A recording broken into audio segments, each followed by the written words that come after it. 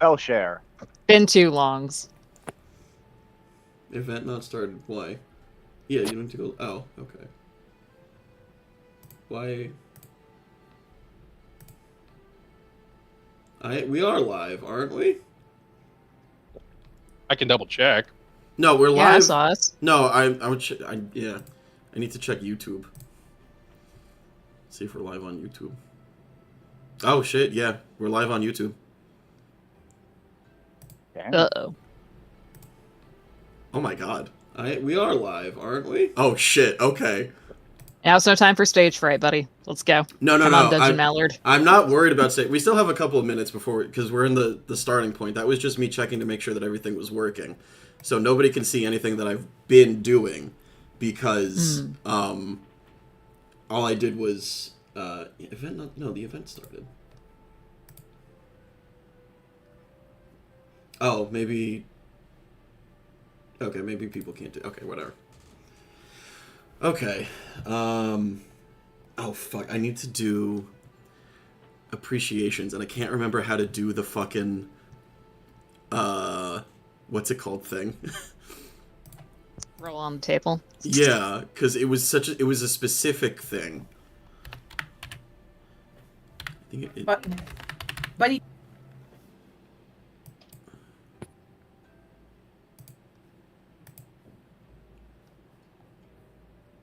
What's the link to the YouTube?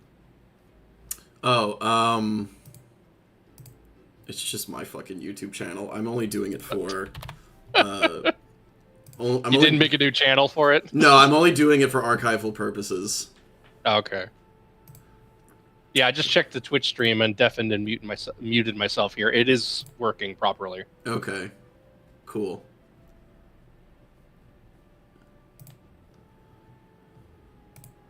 Or, okay, here's the... Well, I also have to send it to Chase. Here is the... Funnily enough, I'm gonna post this in live reactions because it's literally a live reaction. Yeah, I need to change that banner. Okay, so that's the YouTube link. I'm gonna stop streaming on Discord because we don't need that. Okay. This is insane. I'm okay. I just need to figure out why the fuck I can't do these appreciations, because otherwise we're just going to end up going down the list again, which is not helpful. It's 1d5. Do not draw with replacement. So then if I do 5d5...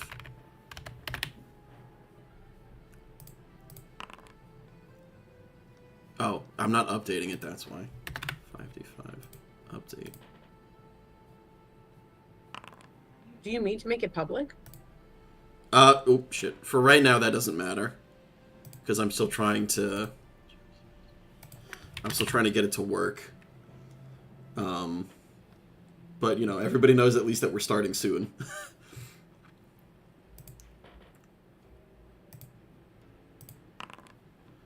Right, because it's only rolling 1d5. I need to roll 5 of them.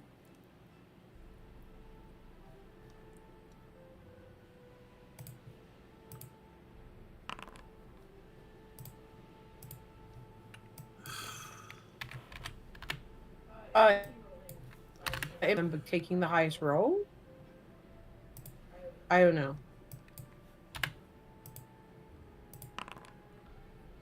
No, because now it's always going to roll 5. But that doesn't make any sense.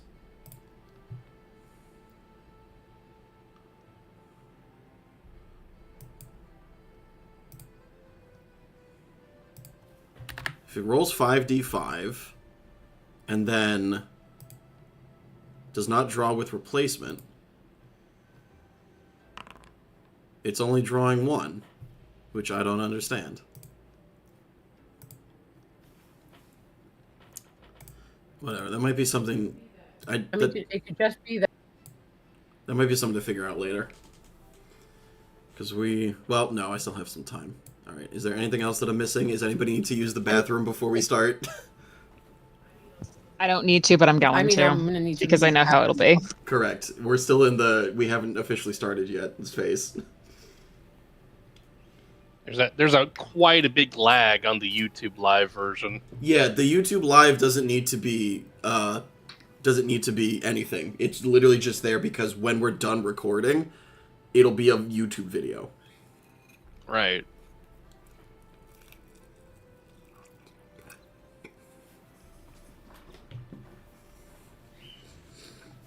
Could just listen to music for ages. Yeah, good music. I fucking love this soundtrack. Very good background music. What is it from? It's from a video game called Kingdom Rush. They had an update, or Kingdom Rush Vengeance. They had an update that was specifically pirate themed, and I was like, oh, perfect. So, shout out to Ironhead Studios, Ironhead Studios. No, Ironhide Studios. Fuck. Shout out to Ironhide Studios. They are an incredible. Those guys. They're an incredible indie team, and we love to see them. They make great games. The Kingdom Rush games are from like ArmorGames.com, and they have just they've just been making them the whole time. Oh, I remember Armor Games back when it was Gondor Games. Yeah. That brings back some good memories. I'm here. I'm here for you. Thanks.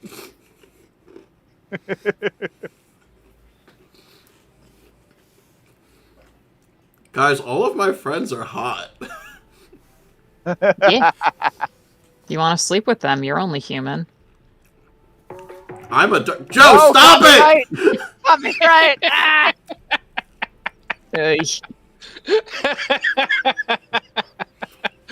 The collective panic is worth it alone.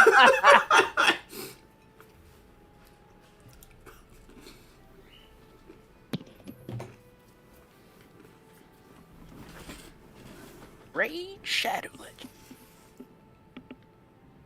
Rich, what the fuck? We are not sponsored by Raid Shadow Legends. Are we sponsored Give by it time. Raytheon? Give it time. Are we sponsored Raid by Shadow what? Legends. D&D Beyond? No. No. We are sponsored by piracy. Obviously. Oh yeah, we're sponsored by not paying for your D&D materials as a subscription model, but purchasing it once the way it was meant to be done. For legal reasons, that's a joke. For legal reasons, that's a joke.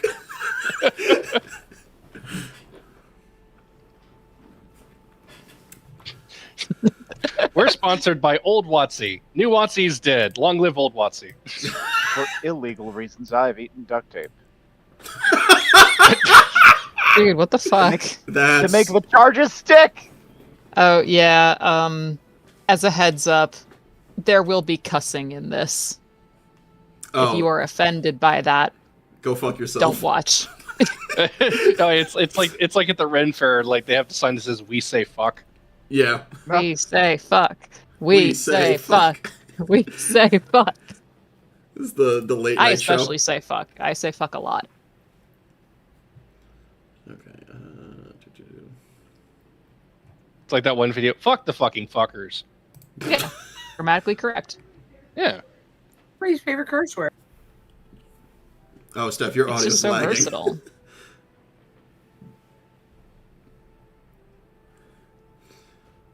Okay. Am I I not think we're doing a sequel. on the right output?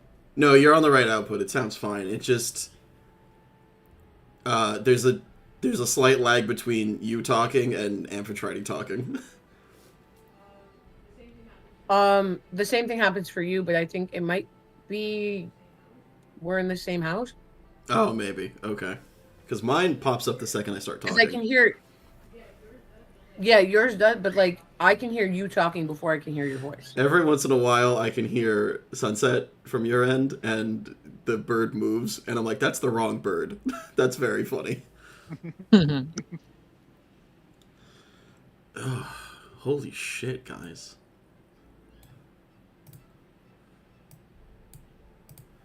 Alright, let's see.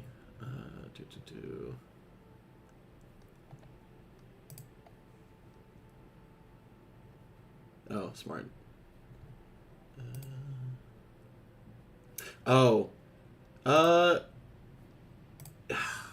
don't know if that's going to slow us down.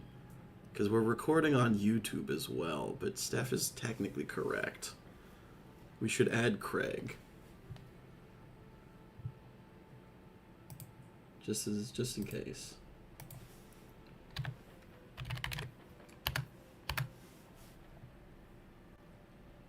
Now recording. Thanks, Craig. Okay, I don't want to do this thing of like we started the stream at 7:15 because we're starting soon, but then we start before 7:30, you know? Hey, make jokes for 2 minutes. 2 minutes. Yeah, I know. 2 minutes to stream time. An Iron Maiden reference, incredible. Heckin' love Iron Maiden.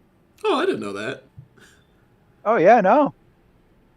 One Power time, Slave was like the first album that got me into heavy metal. You know, I think Power Slave, liking that's a good Iron album. Maiden is a bit of a controversial topic. It took you a second, but you got there. that is the band that she was named for. I got there immediately. I know. I'm I got aware. there immediately. I was like, yes, gosh, okay. Yes, Gash. Oh my gosh, I miss Yazgash. Yep. Rip my girl. Rip Stop, my sweet baby bean. Stop talking about season 1. Listen, No, I they don't can't. Never. know. Nobody knows. Nobody will Season ever 1 know happened about behind the Yazgash curtain. Meadowsweet if we don't talk about her. It's true. Okay. Long live the martyr. No, that's literally not what a martyr does. Womp womp. Ba-dum-bum-tsh. It's funny because it's me. Damn it! Thank you. That was really good. Okay. It is 7:29. I think we're gonna go ahead and we're gonna get started. Let's fucking go! Boy.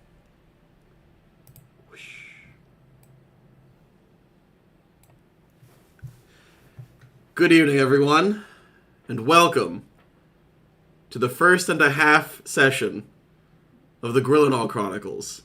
Storm on the Horizon. Tonight's episode is brought to you by we're doing a sequel. Again. It has been 30 years since the planar war of Grillonal truly ended. Originally thought that it was decided over 100 years ago, in the year 1990, during the planar war, it was discovered that the god of chaos and false hope, Disor, was working with his lower planar allies in an attempt to rend the material plane asunder and free himself from his demi-planar prison. In his attempt to gather power, he was drawing in other material planes from different dimensions. Not just places like the Feywild or the Outer Planes, but entirely different worlds, universes, creations, and peoples. This drawing created a black hole, almost like a sinkhole of mana. Things that were drawn in found themselves unable to escape, as if they were caught in the swirl of a drain. This led to magic, people, objects, artifacts, and ideas all drawn into this single material plane of Grillonal. However, a group of adventurers known as the Shepherds of Orothan rose up, under the guidance of the goddess, the Iron Maiden, and several other gods who wished to see Disor defeated, and using the stolen plans of a god-killer weapon forged by a great dwarven smith, destroyed Disor once and for all. One of the surviving members of the Shepherds gathered up the remnants of the gods and ascended to godhood themselves, using their newly divine power to right the wrongs created by the god of false hope. The rest went their separate ways, returning to the four corners of the globe. Within Grillonal, there are 4 major realms or continents. Many of these continents are unified to a degree, either by commerce, trade, treaties, marriages, etc. However, at the southernmost part is a series of islands loosely strung around the world, the Southern Archipelago.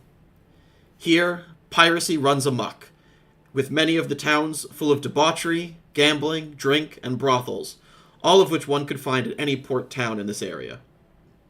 Many of these sailors are from Orthan, or at least their ancestors were, before they left to fight in the Planar War. And now they have chosen to stay in this seeming paradise, looking for gold, treasure, and adventure. We follow a gull as it drifts over the white caps of the ocean outside the port of Zeth, on the southern coast of Orthan. Zooming into one of the docks,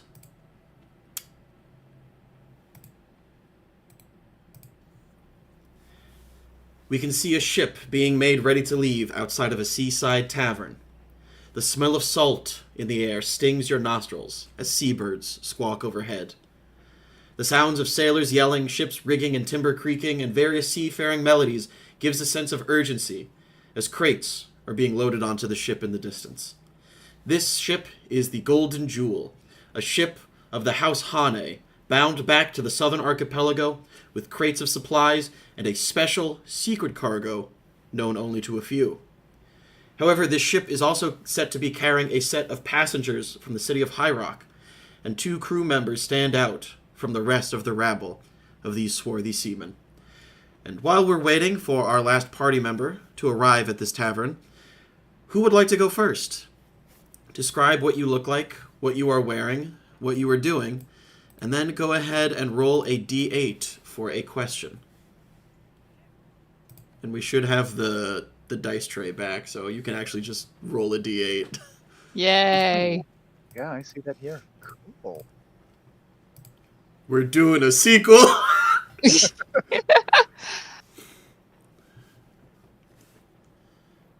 All right, so Petrus Web is a scholarly sort, as anyone can tell from the cut of his jacket, the glasses perched in his nose, and the nose that is perched in a book, which he is flipping through. Sorry, I got distracted by he showed up at the screen moving. But yes, he's a rather tall fellow with a bundle of not quite scabbard. It looks like a scabbard where swords would normally be, but it's a bit bulkier than most. He seems to be wearing it on his belt just fine, however, and yes, he seems trying to sip from a cup of tea, or a cup that is something entirely but not completely unlike tea. There was an attempt at tea from the bartender. Unfortunately, tea is not super common in these more piratical areas, and so it was not quite a success. Go ahead and, Steve, go ahead and roll me a d8, please. Right. Oh, wait, no. No. Oh, this is interesting. Sorry, I'm just trying to figure out how to do the thing. Oh, perfect. You share a drink between you and your companion, and you find yourself thinking about your own past and what, potentially, you are running from. You've already mentioned, but what are you and your companion drinking? And why does this moment remind you of a long-lost love, of whatever kind that you feel appropriate, only to be caught up in a potential pirate's life? Well, if it's talking about love, the biggest love that Petrus would be thinking about is his library, or the library back home at his family estates. Never been the most romantically inclined of individual. He is certainly wishing that he had some of the teas that he could, and the tisanes, and all the other warm, herbal, non-alcoholic drinks that he could find back home. Fantastic. And as you recall these memories of libraries past, we cut back to one such library. Ooh. Ooh. The halls of the Library of Highrock are massive. They tower above you as you sit in this room reading with your friend. You guys have been sitting here for a while. It has been many years in the making, but as the time draws near, information is your bread and butter, and so even the smallest scrap might be able to help you. And Petrus, what specifically are you searching for this evening? So, the reason why Petrus has come here, it's mostly to assist with his compatriot. God, I'm forgetting everything. His compatriot Arachne, but also to look up. Petrus is knowledgeable about much of the world, but the natural world specifically, the workings of the arcane. Despite his family's inclination, he's never really followed much himself. There's a curiosity that he's got chewing at the back of his mind, namely about curses. What they are, how they work, general practice, basic stuff for an academic of the magical arts. But it's all very new to him.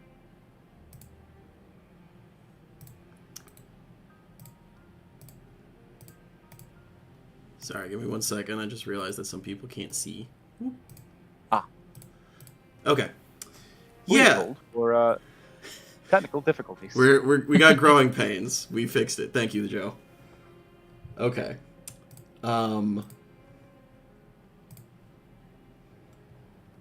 Okay. Oh, yes. All right. So you're looking for magic. You're looking for some more of the natural, you're looking for magic. And is there anything specifically regarding magic? Or specifically curses. Curses. Okay. Do I have the intel about the other guy yet, or no? Go ahead and roll me a history check. Okay. Let me bring up the sheet.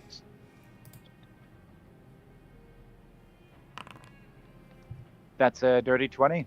Oh shit. Okay. Hold on 1 second. Still getting.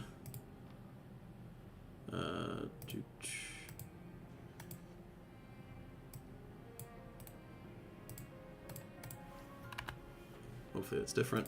Okay. Yes. Okay, good. Okay.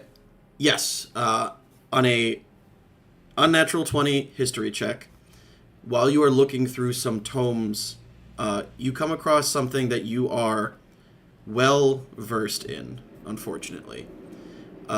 Individuals who wish to practice the art of curses generally fall into one of two categories. It'll be those who worship the god of black magic, Yether, and also those practitioners known as witches.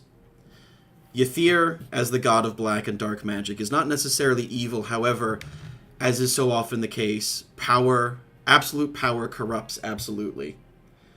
And so the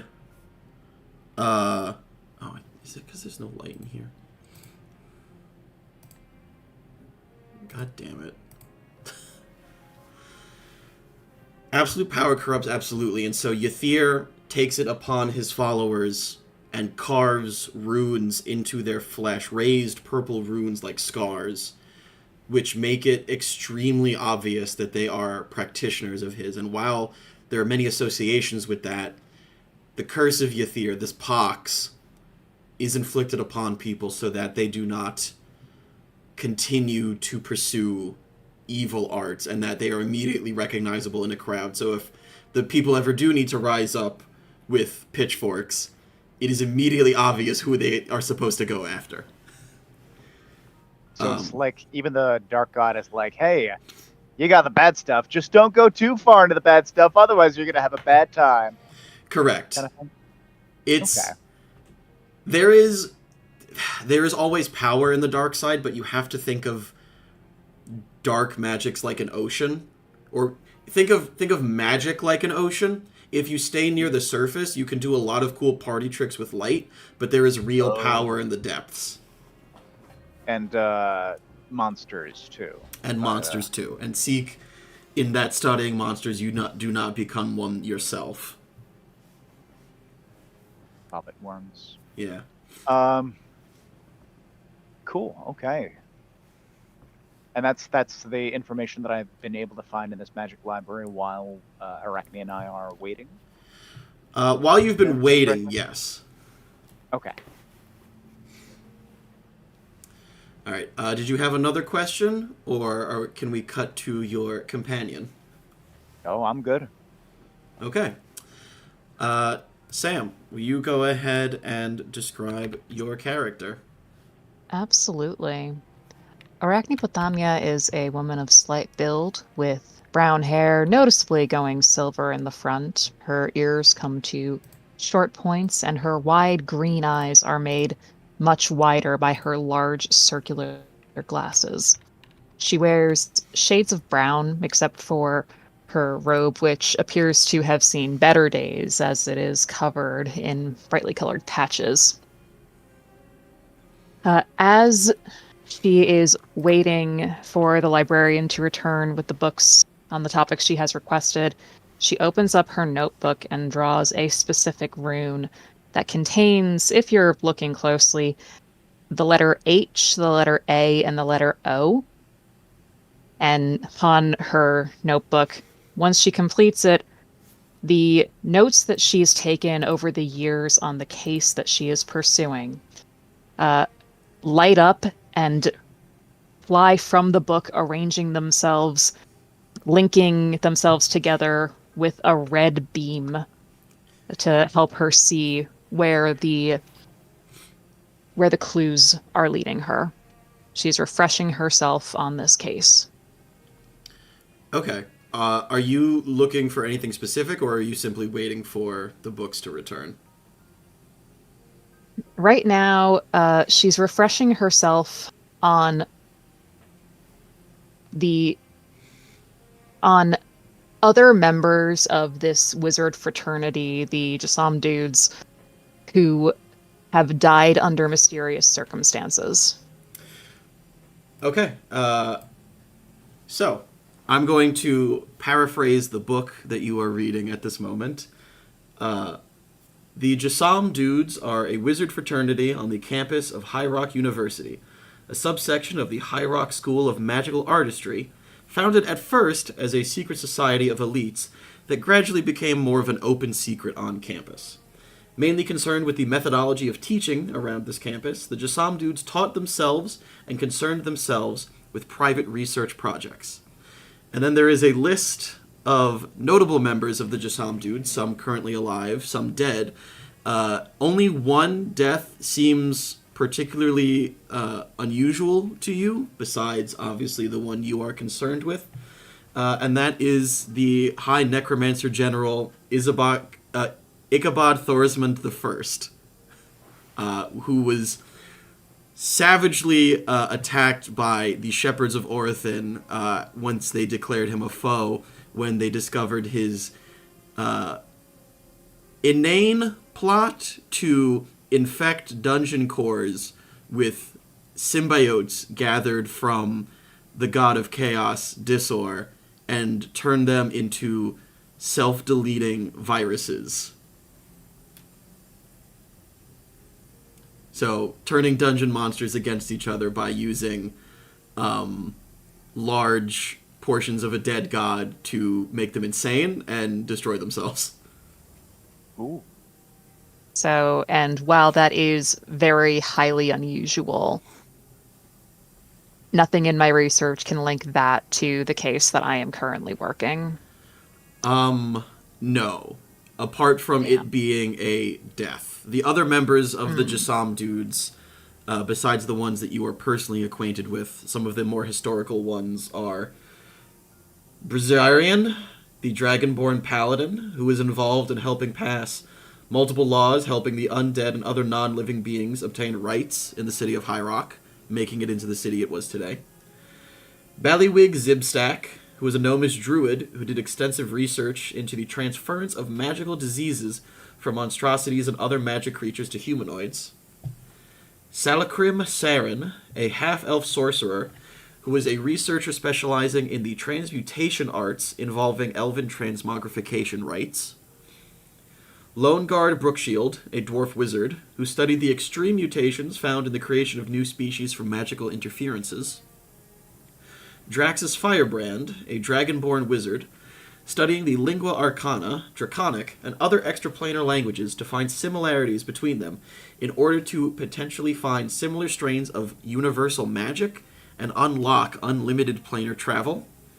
And Grumgash Stormtide, a half-orc sorcerer, researching the magical relationships between ocean currents and ley lines and the effect that that would have on powerful rituals. And I can also share this with you. Please do. Yes, because that was a lot of information. Well, Arachne has been studying this stuff and doing research on this for years and years, so... So while most of those individuals, especially things like Brizarian or the first Ichabod Thorismund, are long since passed, some of the other members are still active. You know that your husband spoke mostly to Draxus and Grumgash as their research began to closely intertwine with his own.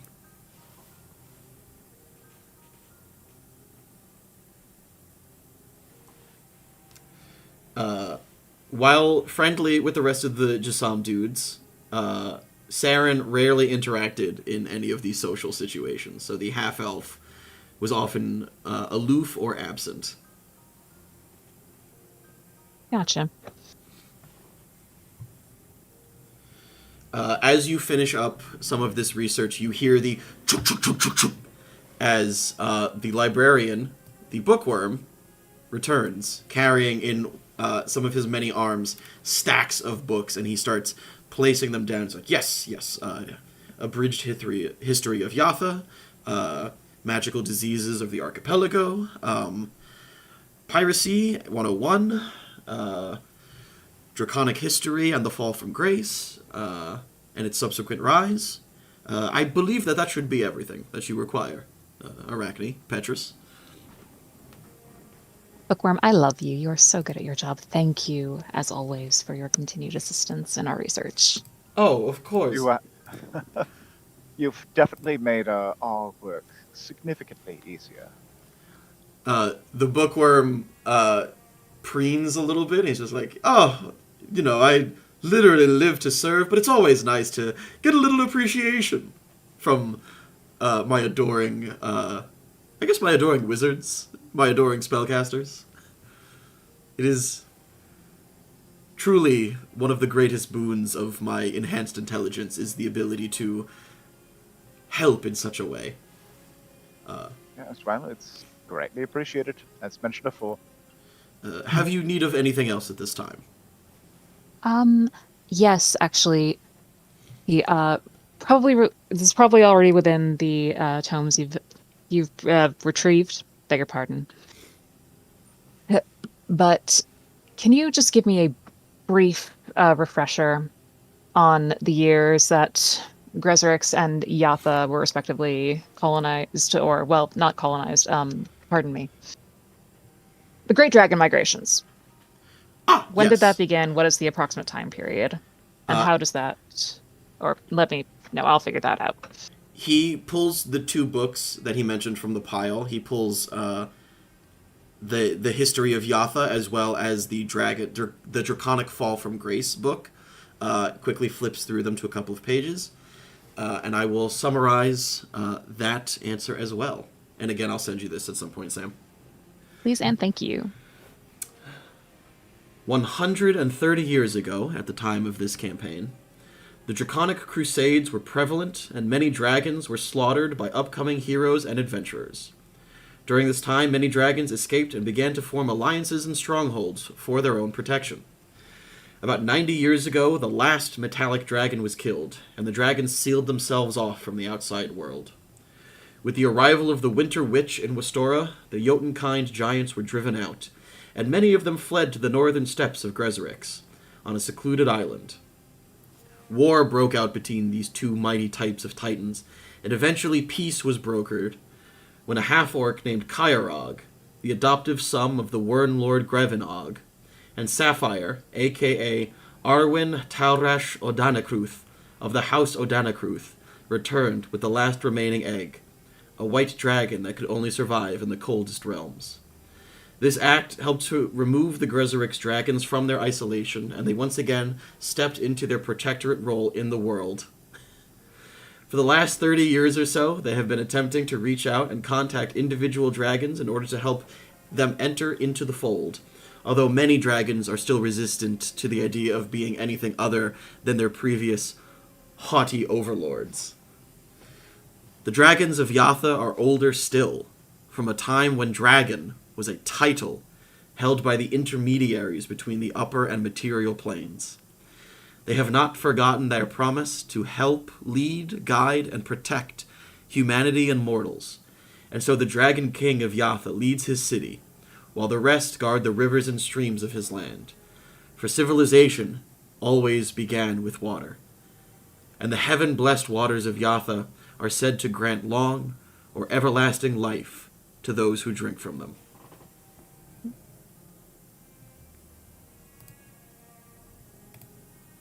Excellent. Sending you that information. Oh boy. Was that information that was spoken by the bookworm? It was in the books, so if you would also like that information, I can send it to you. Sure, yeah, Petrus. Yeah, would all of my definitely be, information goes in the spiderweb chat. Okay, so you... Oh, yeah, you know, that's probably easier. Research buddies! Petrus is helping me with a case. Research buddies! Correct. Research buddies. Correct. Nothing in there that can't apply to Petrus's own searches and motivations. Whatsoever. Definitely I not. don't know what you're talking Impossible. about. That would be weird. It's almost like I wrote it that way. Hey! In terms of some of the... Oh, yeah, Steve. Oh, I was gonna ask the bookworm a thing. Yeah, go ahead. Yes, I actually did have a question. Do you happen to know the whereabouts of a particular Father Uwin? Ah, yes, Father Uwin, a religious patron. He lives in the Southern Archipelago, in the land known as the Edge of the World, specifically in the colony of Blissport. It is a site of religious pilgrimage for many individuals suffering from magical maladies or diseases, especially those from the Curse of Yether. Oh wow, that's certainly lucky coincidence then. Were you hoping to speak with him? I'm not sure what you are researching currently, but he is more than welcome, or more than happy to assist in such matters. I know how close you are to certain aspects of that subject. At some point, perhaps. I believe that if at that, Petrus kind of looks over to Arachne. If our travels wind that way, I believe that it may prove to be a good opportunity to do so. So, Absolutely. Are you able to make introductions or tell him to expect me? I will pen a letter and have it delivered to him. Fantastic. Would be greatly appreciated. Thank you. Of course, of course. Well, I have unfortunate other matters to attend to, but I will be back to my biggest fans momentarily. See you later. Take Thank your you, time. Bookwyrm. Thank you very much. And the bookworm scuttles away down the steps and into the rest of the vast libraries of Highrock. Sam, I'll give you a little bit more information as you peruse through these books. Mm-hmm. So, Yatha is both the name of the city and the name of the continent where the city resides. It has been active with the rest of the outside world, similar to the Dragon's Spire in Grezerix for the last 30 years, but it was also an empire at the beginning of the world as well. Information from Yatha has been extremely encouraging. New foods, culture, and magic have flooded the rest of Grillonal. What was given freely has proven to be far more valuable than what was taken by force, for the nobility of the realms at least. New alliances, trade, magic have created prosperity in Orthan, although plunder has certainly helped relieve some of the burden of their wartime debt. Yatha itself, the city, is an urban sprawl. The architecture is, I would say, very different, obviously more Asian-inspired for those IRL. But the actual continent is home to dense mountain ranges, mystical and misty forests of bamboo, and valleys of spirits known as the yokai. On the fringes are coastal beaches and cliffs that play host to a wide variety of creatures and animals. Much of it is temperate and rainy. There are also patches of jungle surrounding mountain bases, which peter out as you get into the higher altitudes. Excellent.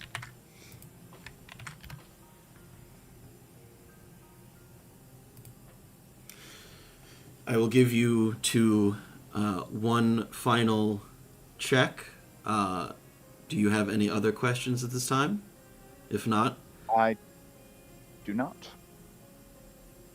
Nothing at the moment. Need to digest that information. Okay. Then we will cut back to you two sitting at the tavern. So you guys are sitting enjoying a cup of what can hopefully be described as tea, and thinking back to that research, that time of research. Is there anything that you're thinking about specifically now?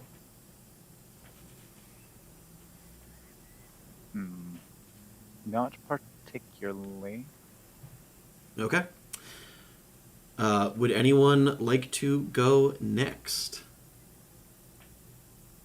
Mostly asking Joe and Steph.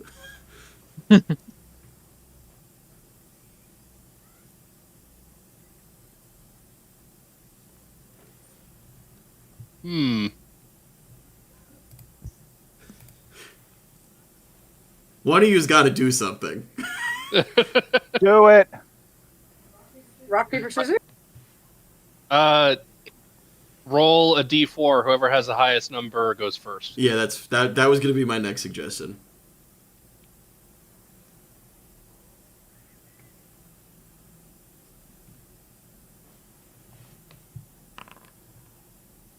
Two for Amphitrite. You say we have. I'm getting used to the. I'm getting. No. How do I? Okay, there we go. I was gonna say just click them. No, not that. 2. God. Okay, once more with feeling. That's a Buffy episode. Oh, I don't know how to get rid of it now. Damn it. All right. Okay. I got. Okay.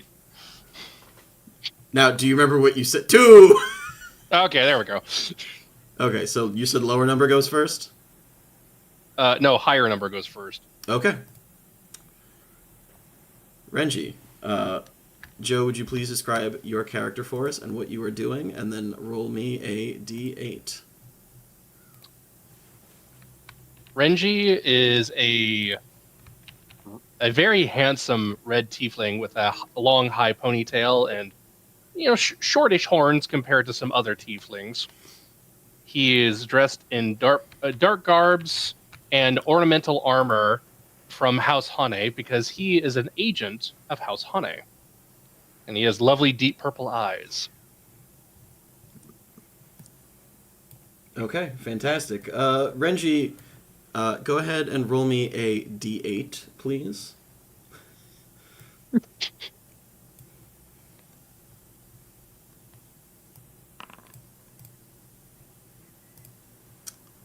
Nope, roll again. We already got 7. Dang it.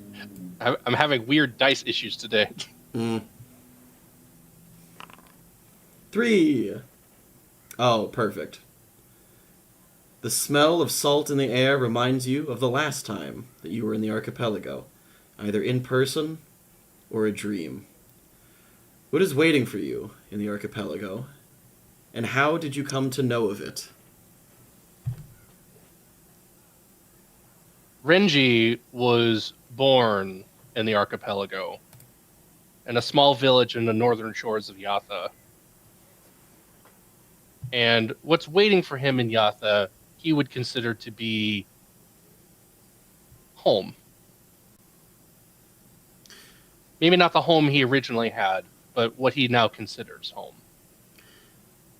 As you cast your mind back to home, or at least what home used to be, many images flash through your mind. The little village, and then later House Hane, your influences with the Baju tribe, and one particular moment actually sticks out in your mind just a little bit more than all the rest.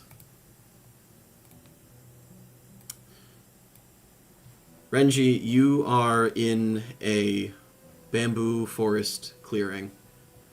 It is, as always, drizzling. Despite the drizzle, there is a fire going. And...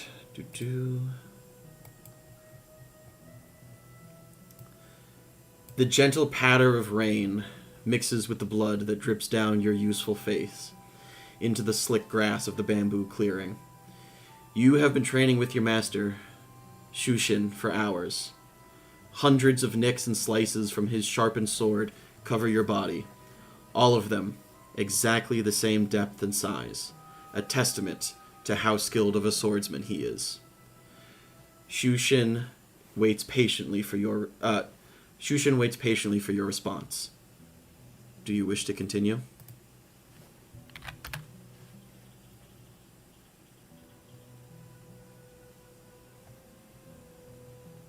Renji is breathing very hard from the exertion of the training.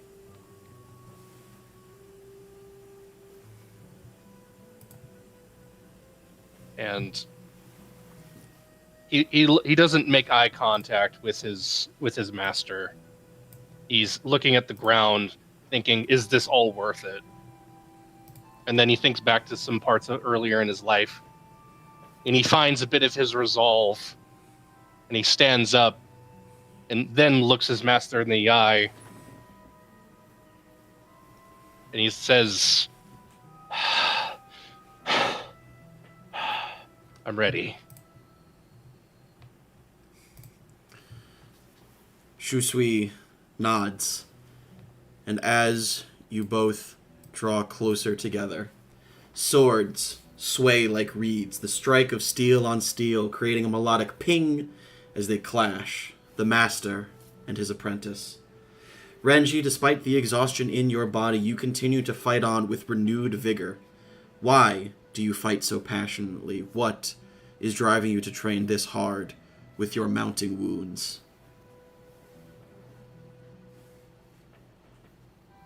To never be left defenseless and useless again. To be able to defend myself and those I care about, so that I may not lose anymore. Okay. Go ahead and roll initiative for me.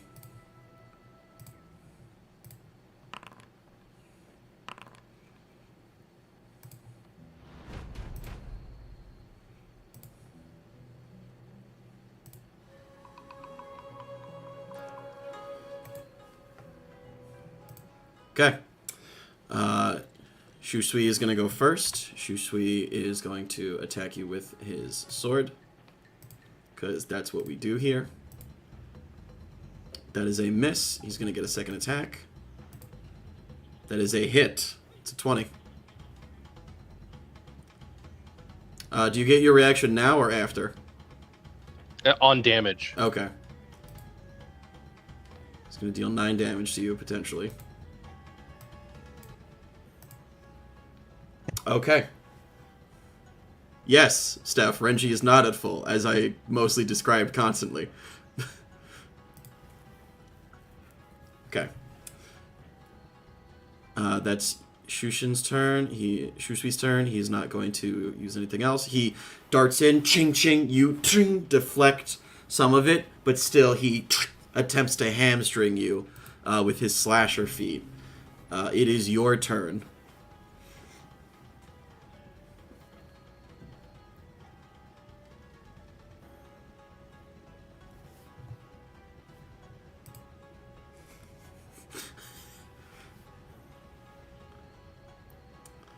Okay, you're attacking with your sword. That is a miss on the first one. And You only get one attack, I think. Oh, nope, you get one with the sheath. as a bonus action. Okay, yes. Oh, we might have to change that. Okay.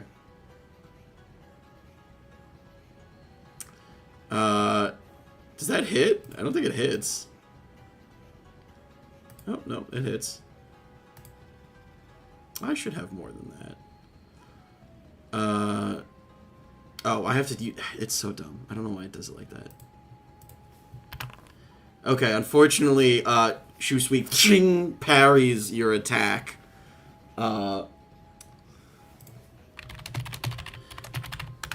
Shusui parries your attack with his maneuver. And that is his reaction. So he's used his reaction. Can I find that here? Great. And then it is your turn. Or it is Shusui's turn. He is going to attack you again.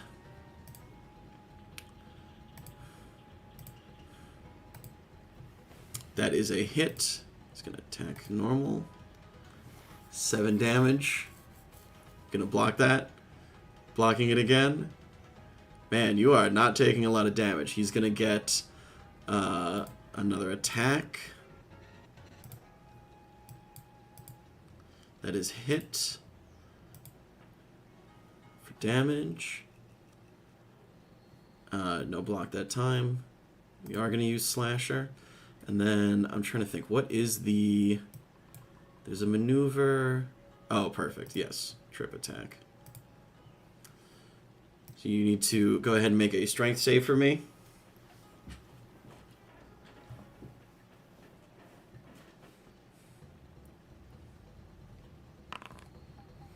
Okay, that's a pass. Perfect. All right. It is back to you. So, what happens is there's a brief ching, ching, ching, ching, and then he tries to sweep, and you duck out of the way, or dodge out of the way as he attempts to trip you up. It is your turn.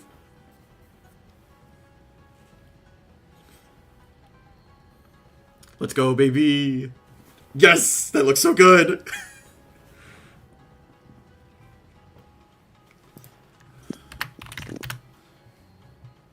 That does not hit, unfortunately. Oh. That is only an 8. And then you're going to get your bonus action attack. Bang! Oh no, that would be the blink step itself was the bonus action. Right, blink is the bonus action. Okay, cool. Shusui's turn again. Shusui attacks. Does not hit. He is going to use... where is it? Precision attack. He's going to add a d8 to that attack. That's a 1. That doesn't hit you, right? Your AC is... Yeah, your AC is 17. Well, okay, technically at this point in time, he would have been in training clothes. So his AC would have been closer to like 14 or 15.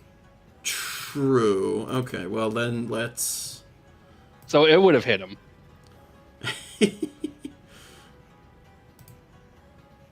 Nope, that's not right. That's not right either. Okay. We'll say that it hits, and he'll deal damage to you. And Renji, right now, is running out of gas. Yeah. So that's a hit. He's going to get one more attack off on you.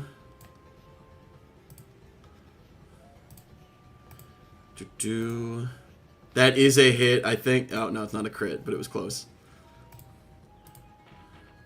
Okay, that is 7. Did you reduce it by 6?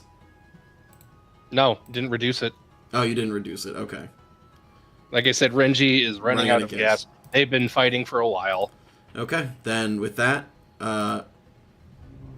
Renji, you are out and knocked down to the ground. As you drop, however, obviously, Shusui picks you up. After a time, you draw apart, and Shusui appears satisfied. He sheathes his swords and then bows, and then walks over to the fire pit at the edge of the clearing. With a short breath, he lights it, the flames and damp wood unaffected by the gentle drizzle. He draws a tea set from his bedroll at your campsite, and then begins to brew a pot. You fight well, Renji. But remember, channeling your anger, your rage, will only get you so far. You must take care not to stray into the path of anger, otherwise you will not seek justice, but revenge.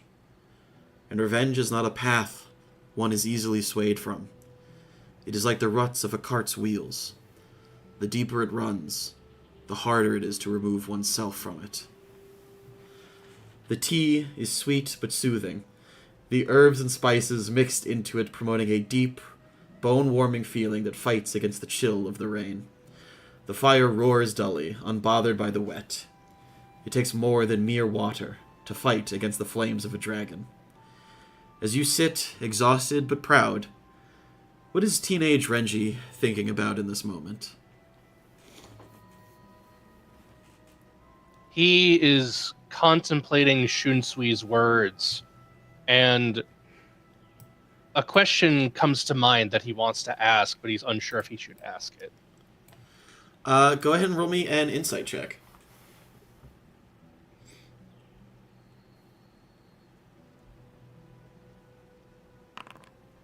Oh my god. Yeah, that's a nat 20 and a 26 total. Okay. Renji, you have known Shusui for a majority of your young adulthood, or at least a majority of your life at this point. He is an open book. He is willing to answer any and all questions, for knowledge and wisdom is best shared, and you don't know unless you ask. Master? Yes, Renji. I listen to you.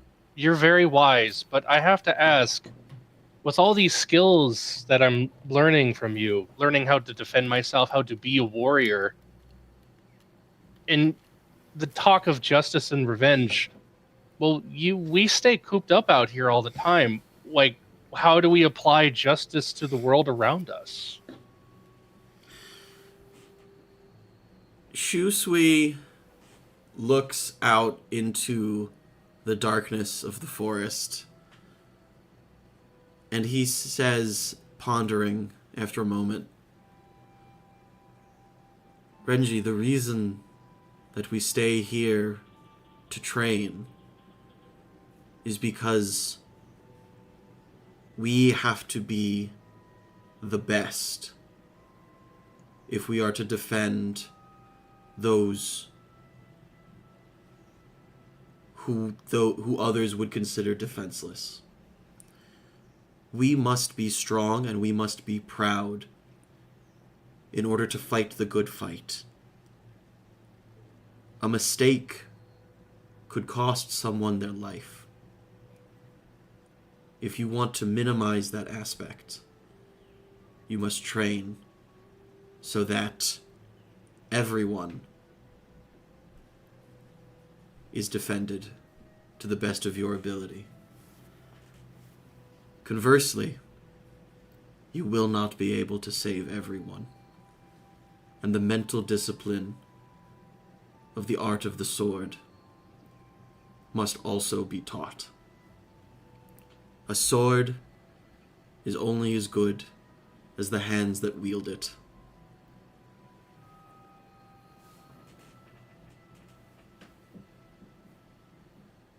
Renji quietly nods at the sage wisdom of his master, but there's a part of him deeper in that feels like that's not enough. And he can't quite shake the feeling that his master is holding him back to a certain degree.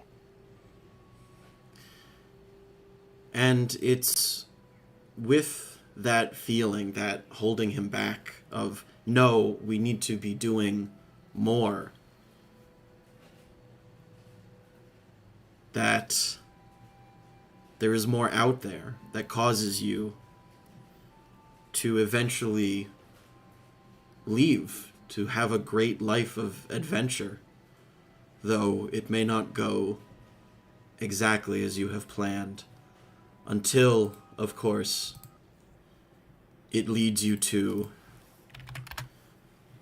watching your friend Amphitrite hide the body of an unconscious sailor that she tried really hard not to knock the fuck out, and then it did not work. Incredible. Okay, just outing all my shit. Great. As it's been said, my name is, or her name is Amphitrite Barbell. She is a 7'8" pistrian shark person. Can't miss her. She is a she, and makes it known because for some reason, because she's tall and bulky and everything, she's considered masculine. So she like dresses effeminately, just so people know I am a woman, and fuck off, because I will fuck you up. And yeah, she got some anger issues. Uh, you know, somebody messes with her or somebody annoys her, she's she's gonna challenge them, and usually uh wins because she's again 7'8". Yeah. So, Amphitrite, you have been hired by this ship, the Golden Jewel, and in general by House Hane, to defend against sea monster attacks, for the most part. Your prodigious strength comes in very handy in those situations. But this guy came up to you and started saying kind of all of the wrong things, mostly calling you fish. This is not one of the normal members of your crew. This is just one of the dockhands here. And it was quite easy to, BAM! Lay him out. As you do so and you're struggling to hide the body, your little familiar comes over to you and he goes, beep. Okay? If you don't act suspicious, then I won't look Ooh, suspicious. Jesus. That's too big. And then he won't know. Alright? Beep. Pip. Beep. Just get on my shoulder. Beep. You're gonna give me away. I thought you were my friend. Pip nuzzles up to you affectionately and then goes, peep. Renji, go ahead and give me a perception check. Oh, the Amphitrite, I think, is their Oh. model. Can I give a deception roll as well? Yeah, you can give a deception.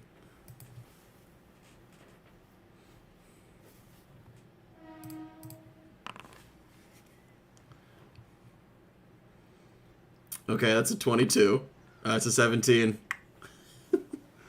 All right, Renji, you see Amphitrite hurriedly stuffing the unconscious body of this seaman into a stack of barrels off to the side.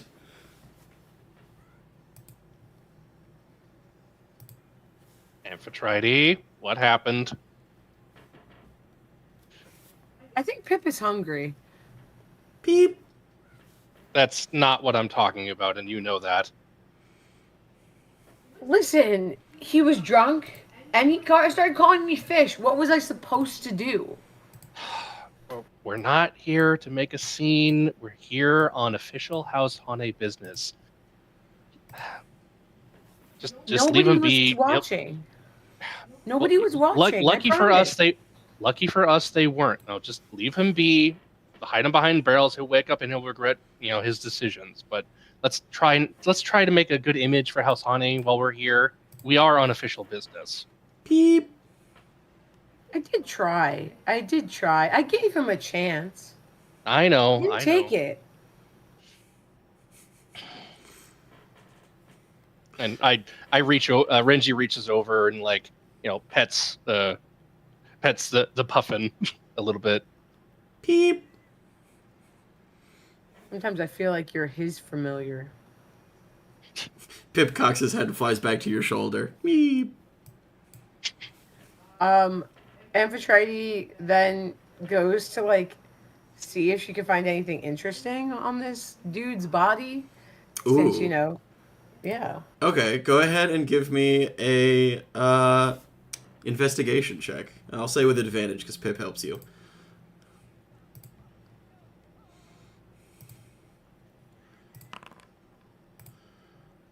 Okay, an 18. Let's see.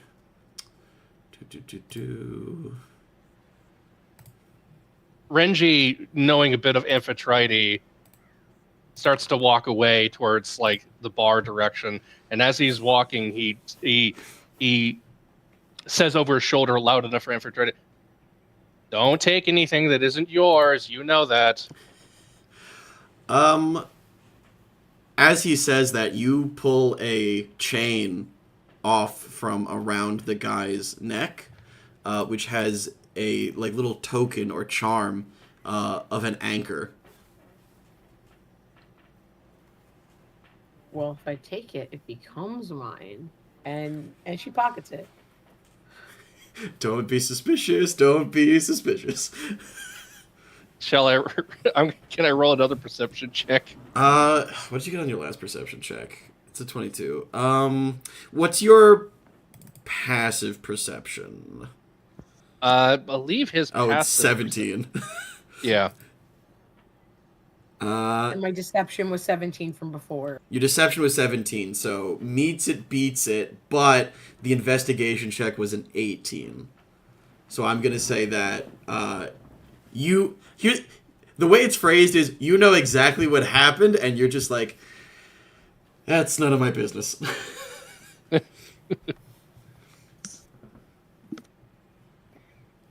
All right. After I pocket it, and make sure that the body is well stuffed wherever it is. I follow into the bar.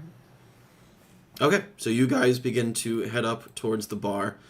And Amphitrite, as you are looking at the anchor in your hands, it reminds you of all of the shipwrecks and things back off of the coast of where you lived.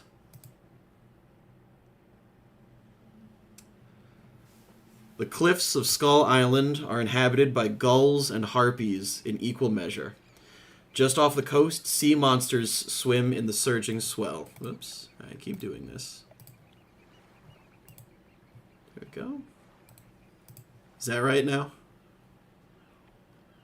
Yeah. Yeah, okay, sorry. Are we supposed to be seeing the sea floor? Yes. Just off the coast, sea monsters swim in the surging swell, and deep in the jungle the trees crack and sway as lumbering monstrosities make their way through the island and into the great mountains. Whatever the power that creates these massive beasts, it affects even the people who call this island home, however few and foolhardy they may be. Amphitrite, you are swimming just off the coast in what would be considered the shallows. It is much warmer here, the soft white sand interspersed with the bones of ancient titans, and multicolored fish swimming in and out of skulls and shells alike. As you are swimming, what is going on through your mind, bearing in mind that at this time you are merely a child, still exploring this great blue sea around you? You know, she usually goes swimming looking for anybody who could be family, also food. Uh, today she was challenged by her. Can I call him a nemesis? Yeah, you can. I think it's weird for a child to have a nemesis, but I also see it as a distinct possibility. Would it be just? I mean, Would it just be her bully? She considers him her nemesis. She learned that word and was like, yes. She might be 2 years old, like, you know, in terms of like years alive, but she has a nemesis who is an old guy, an old Fistrian, and she's hell bent on catching more fish than him. Okay, so go ahead and give me a survival check.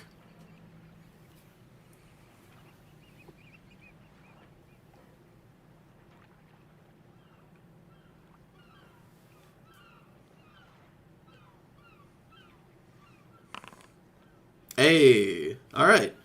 Yeah, on a 19, you have your net, and you are kind of swimming through and using your predatorial instincts to catch fish and deposit them into your bag.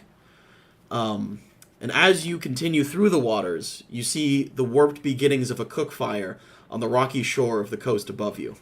Knowing that you don't want to miss out on food, especially since you've caught a lot of it, you begin to hurry over, only to be spun in circles as a much larger shape swims past you. Narask, the other Fistrian who lives on Skull Island, gives you a dirty glance and continues pumping his massive limbs to cut through the water like a jackknife. Upon cresting the waves, you see that Narask is chomping into a great cooked fish.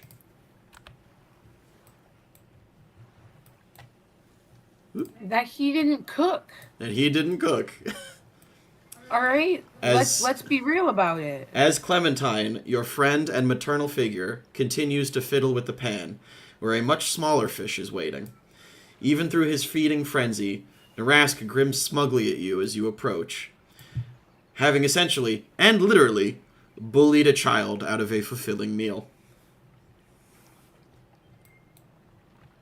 Feel good about that, do you? He glances at you again, rolls his eyes, and goes back to it. Oh man, if only you knew how to take care of yourself. You know, you grown ass man. Maybe in your next life. Words? It's hard for him to speak with a mouthful of fish, but eventually he does swallow and goes, "Runt, me, big, you, small, more food, for me." Me, child, you, adult. At one point, I will be bigger than you. You'll be sorry. He slaps you on the back and knocks you to the ground. Very funny, small fry. I caught more fish than you. You just ate more of it. Okay, Because I'm gonna need you to make an opposed athletics check as he tries to take your fish. Oof. I'm gonna hit him with my warhammer. You don't have a warhammer yet. You're a child. I'm gonna bite him. Yeah, you could do There that. we go. Yeah, you could do that. That's fine. I right. am still gonna need you to roll an opposed athletics check. I'm just telling you right now. Narask adds a +9 to this. Fucking hell! I have a +7. Oh, and you rolled better than him. Okay. Yes. Ooh, I yes. love it. Okay. Worth it. Okay, so, you, he goes to grab at it from you, and you push him back. You can go ahead and roll your bite attack if you're still doing that. Oh, I will, because Okay. if I'm angry as a not child or not as young a child, I'm angrier as a toddler, essentially.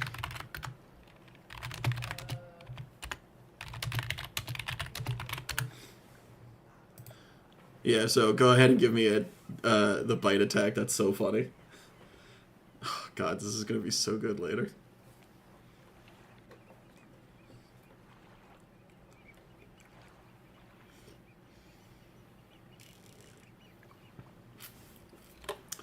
He's not gonna use that reaction because he doesn't have it. Okay, that is a hit. It's an 18 to hit.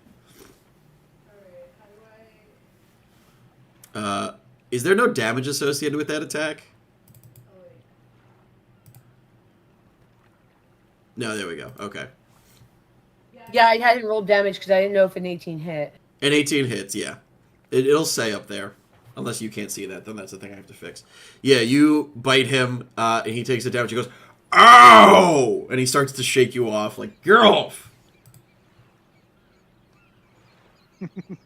Is that all you have to say? He flings you off of him, stalks over to where Clementine is, grabs the smaller fish from her, swallows it in one bite, and then jumps into the water. Splash. Clementine, your friend, comes back over to you and goes, "Hey, you okay?" Perfectly fine. Did you hide any fish for me? Well, you kept your... Yeah, there's... Hold on, there's some more. And she goes and she pulls some fish out from under the table. Unfortunately, these look like they might have been here for a while and are a little bit dry. That's fine. You know, I didn't have to take mine from a child.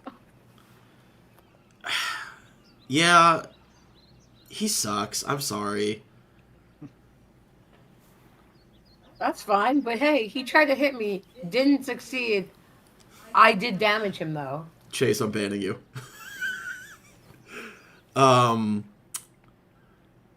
Yeah, no, obviously, he is not okay and should not be doing that. And yeah, one day you will be bigger than he is. And I think that's... You will literally be the bigger person. Did you just make a joke, Clem? You know, it happens every once in a while. It's not super common, but it does. Don't get used to it. Yeah, don't get used to it. Who the fuck said that?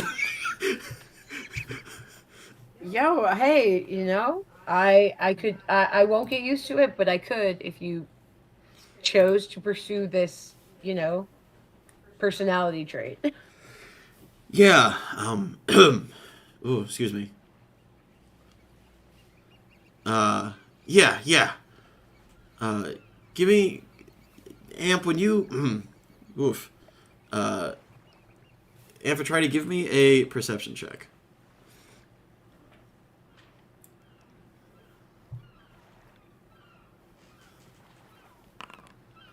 Okay. I have to have a bad roll at some point. Yeah. On a 10, this has happened before, but you know that it's mostly just a Clementine thing. She heads into her hut briefly, and disappears, and you finish your dinner lonely by the sea. And after a couple of minutes, she reemerges.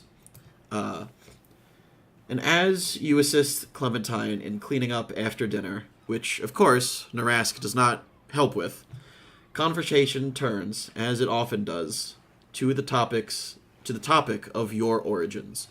Why do you return to this topic so frequently? And what do you know of Clementines, if anything? I know that she used to be a cleric. I don't know of what deity, but that her time as a cleric was so like uh I'm not going to say catastrophic, but it was so like not good that she like I don't know, she's like a conspiracy theorist against the gods.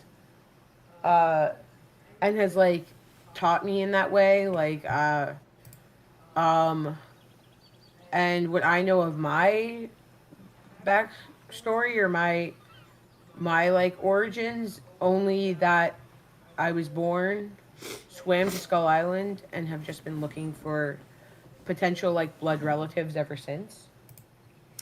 Yeah, it is the sad story of two orphans, maybe three.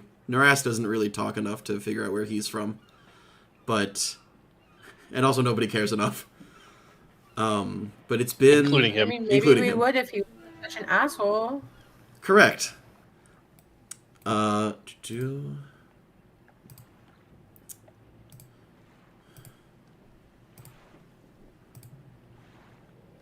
nope. Where the fuck is it?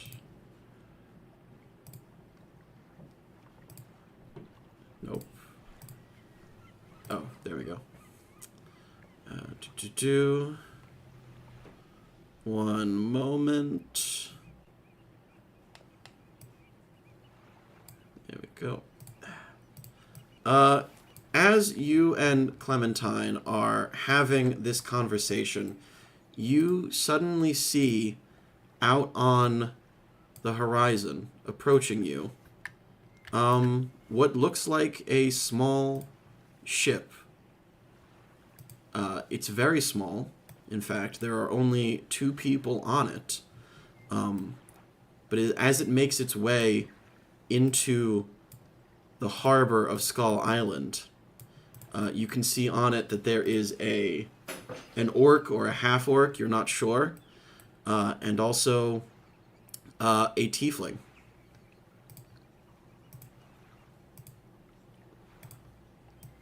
I look to Clementine just because, well, I'm not used to like new people on this island, and I also don't know like if this is safe or what. I would look to her for like cues.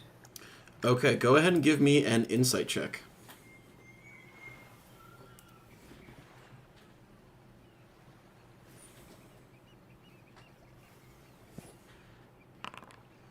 Oh, shit, that's a nat 20. Okay. All right. Oh yeah, because I get a 0. I get a +0 to wisdom rolls. Cool. Yep, that's just a nat 20. Hey, a nat 20 is a nat 20. Okay. On a natural 20, as the half-orc or orc, as the orcish woman climbs up onto the rocks, Clementine steps protectively in front of you and says, Argon, it's been a while. The half-orc, or the orcish lady, comes forward and says, Clementine, we have returned to see the state of the Isle. Clementine says, well, I could tell you that it is no better or worse since you and yours have left, and I would kindly ask that you return to your wanderings. I have things well in hand here, as I have for a while.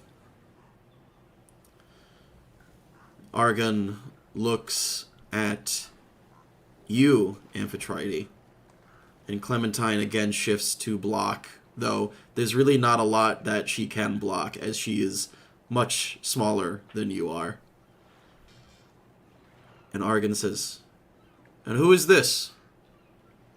This is my friend, Barbell. You don't need to bother her. On that nat 20, Amphitrite, you can tell very clearly that This woman makes Clementine nervous. There are a great many things that Clementine is strong about. Even Narask doesn't seem to bother her that much. It's more of a tired weariness, but Argon scares her. And it's a fear of something known. Argon's... without saying anything, Amphitrite is just gonna go, like, you know, make yourself as big as possible. I don't know how, like, big she is at this point, because she is not, like, well, I know she's not as old. You're not 7 feet tall. No, I know I'm not 7'8", but you said I'm bigger than Clementine. Well, you're wider than Clementine. Okay. Well, I'm gonna make myself as, like, you know, take up as much space as possible and try to just, like, visually, like, intimidate Argon. Okay, go ahead and give me an intimidation roll. All I know is that she makes Clementine uncomfortable. Okay, go ahead and give me an intimidation check. Fuck! That is a 10.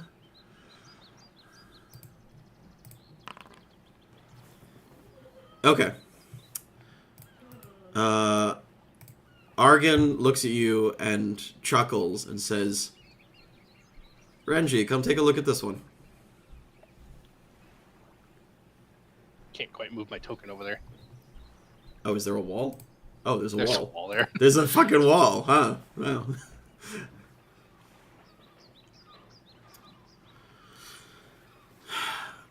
Clementine,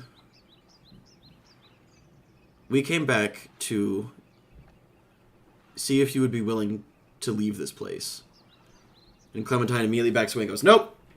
As you can see, I am fine. I have my house. I have my fish. I have neighbors. I don't... Nope. Goodbye. Don't.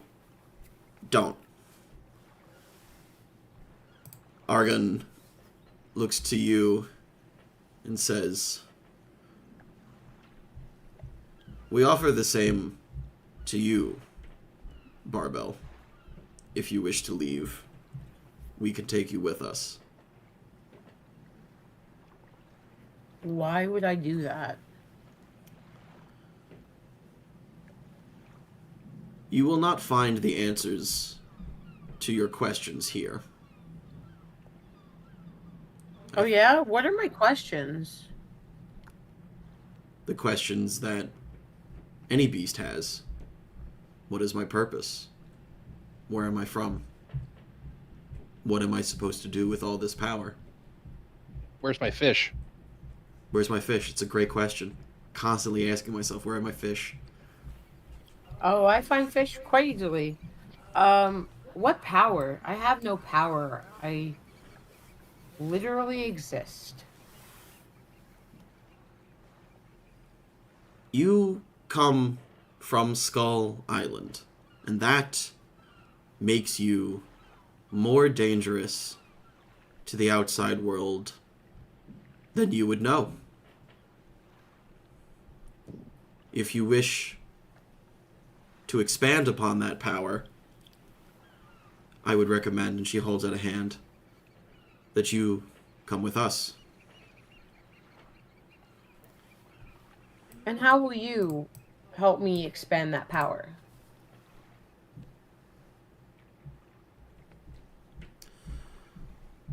I will train you. Sorry, hold on.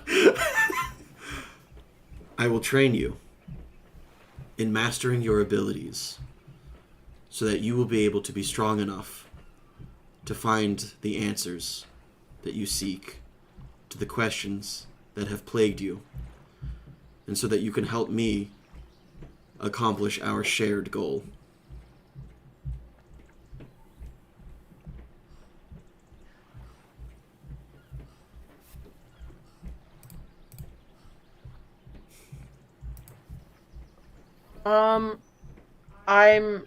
I'm just confused.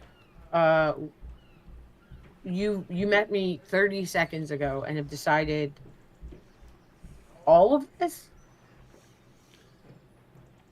My child. Renji wants to chime in here. Yes.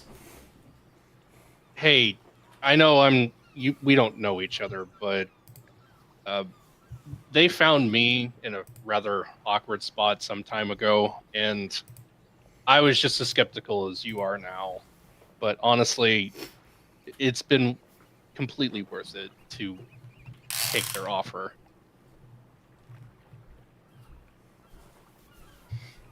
Why? I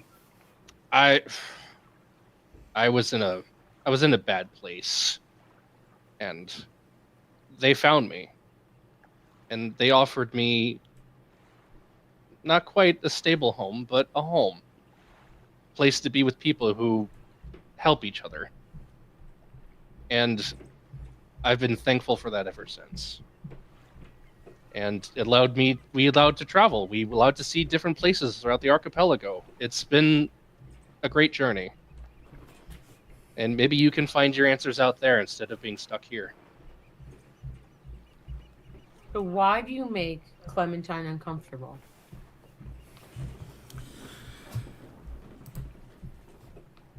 I'm gonna have Argon roll an insight check, just because normally that would be a very, like, disarming question. And with only a 10, Argon sees no malice. She can't, you're a child. And she says... No, there's only malice. Oh, there's only because I'm a malice? child. Oh, yeah, you know what? That's fair. The only kind of malice that a child could muster. Hey, fuckwad. Why do you make my mom uncomfortable? Okay. Argon looks and says, a disagreement from long ago. I thought that perhaps we could mend that bridge, but it seems that that time has passed.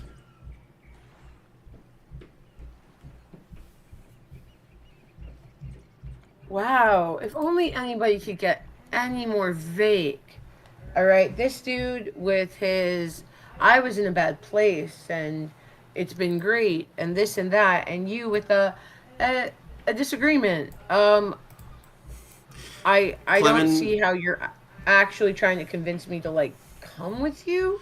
Clementine approaches behind you and places a hand on your back and says, Amp, you should go. Excuse me? She pulls you a little bit away from them, and she whispers into your ear, I know you wonder about where you came from. She might be the best chance of finding your mom.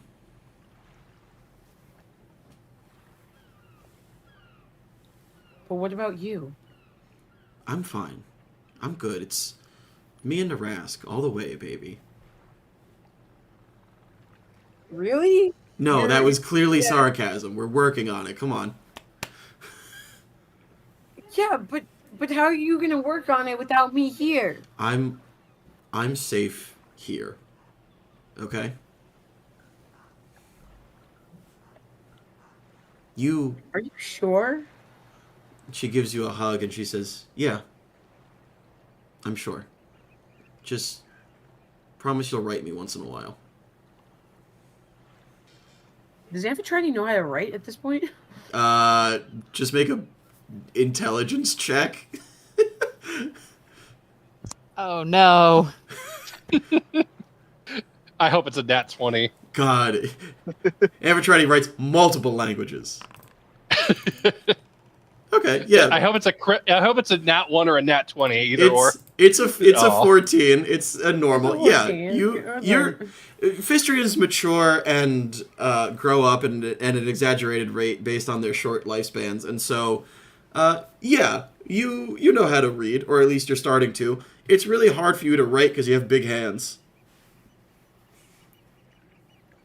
All right, so I might need a scribe, but I think I could figure that out. Yeah. And so with that, Argon gestures for the two of you. God damn it, Sam. You're welcome. Argon gestures for the two of you to board the little vessel and sail off to rejoin the fleet of canoes that you can see on the horizon.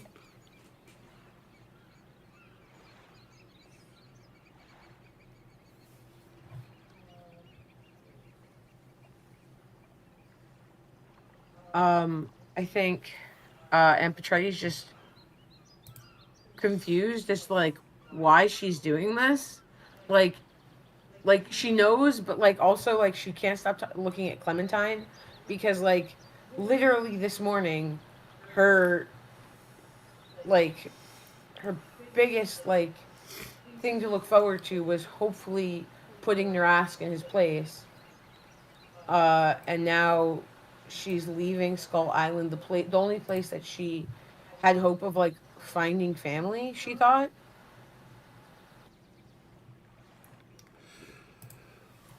With an unspoken promise from Clementine that you'll see each other again, you follow Renji, who offers his hand to help you into the boat.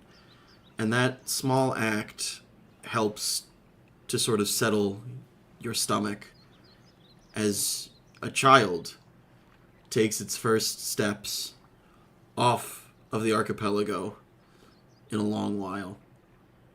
And you and Renji sail off with the Baiju tribe, the keepers and custodians of the archipelago.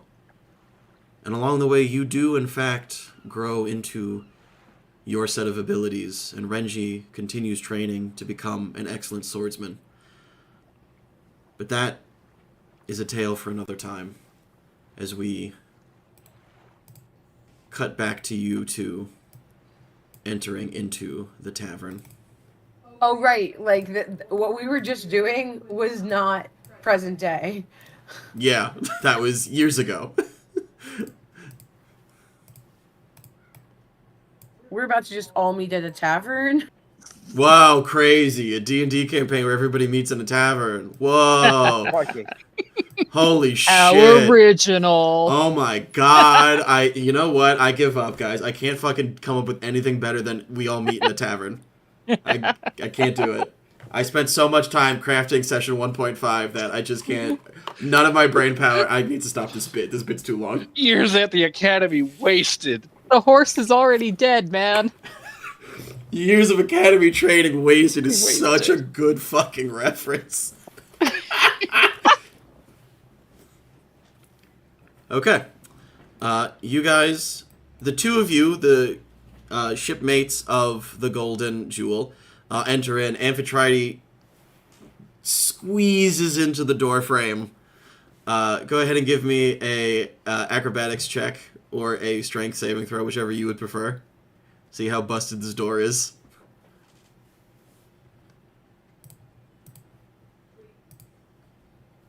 You said athletics or acrobatics?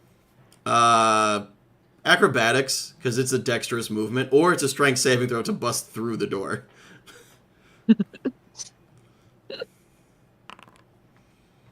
That seems funnier, so I did that. Cool. 22. That's a busted door right there. So, Renji, you open the door, and you leave it open for Amphitrite, and Amphitrite just, boom! You know the episode of SpongeBob where the giant fish walks through the wall and leaves a him-shaped imprint in it?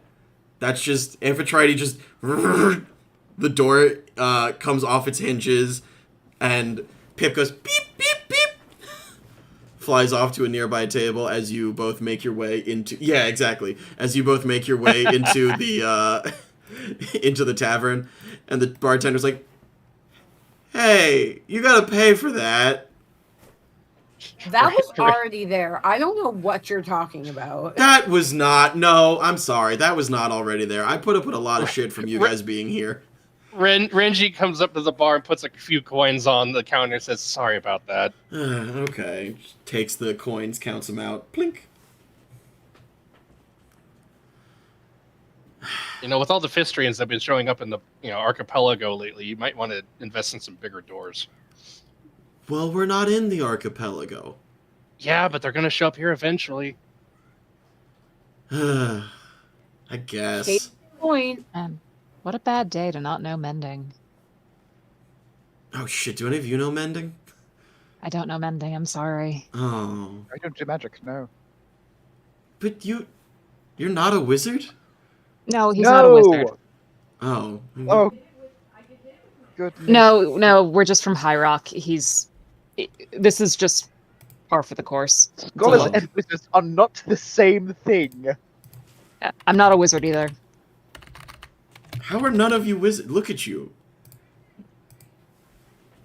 Alright. Scholars and wizards are not the same thing. I'm a journalist. A what?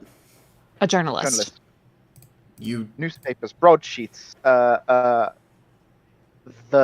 news rag. I that talk kind to of thing. people, and I tell their stories to other people.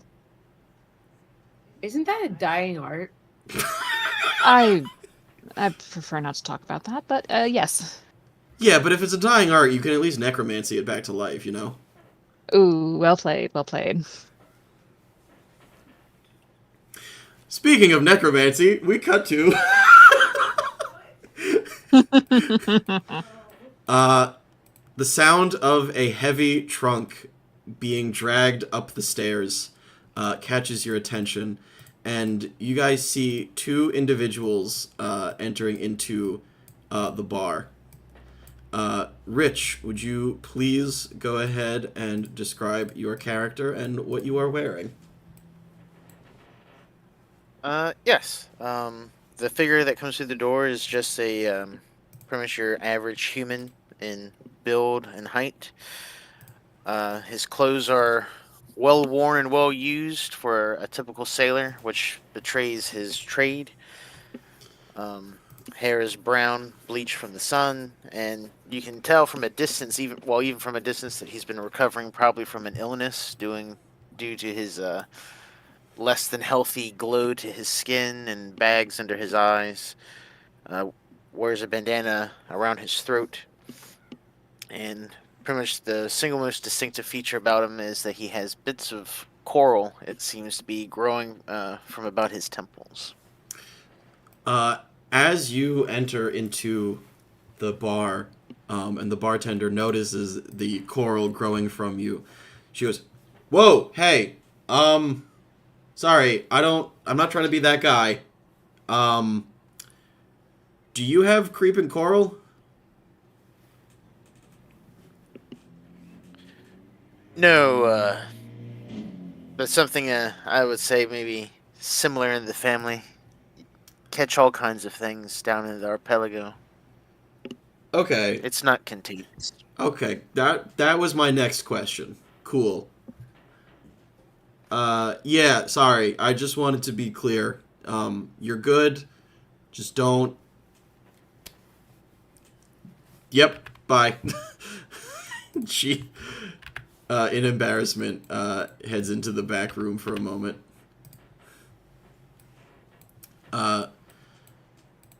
You are with, as usual, your friend, Jay. And Jay pulls up with this extremely heavy trunk and makes his way over to the bar. And as he sits down, he surreptitiously looks left, surreptitiously looks right, and is going to make a sleight of hand check. That's a 3! Jay goes to grab a bottle and immediately butterfingers it, and it slips and smashes to the floor, and he goes, "Shit." Okay. Only a bad day to not know mending. You're paying for that one, Jay. Yeah, I know. Sorry, bud.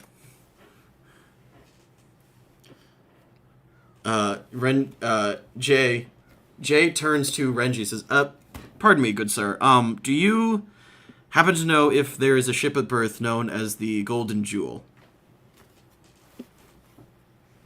Yes, that's the ship I am currently stationed on. Oh, fantastic. He comes over and he limply sticks out a hand, and he says, "My name is Jay, and this is my friend Will." This is my friend Will. Renji reaches out and shakes his hand. How bad of a handshake is this? So, Rich, if you'll permit me this liberty for a second, Jay is a, like, regular person dead fish, and, Will is an actual dead fish. Renji is actually more disappointed in Jay's handshake than William's handshake. Correct. It's like, yeah, we've booked passage on your ship, to the archipelago. All right, your names? Jay and William Budd. Yeah, I remember hearing those names, yeah.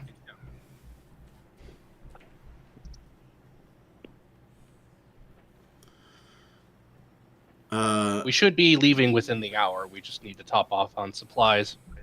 Oh, fantastic. Okay. Yeah, we're ready. Whenever you're ready, I guess.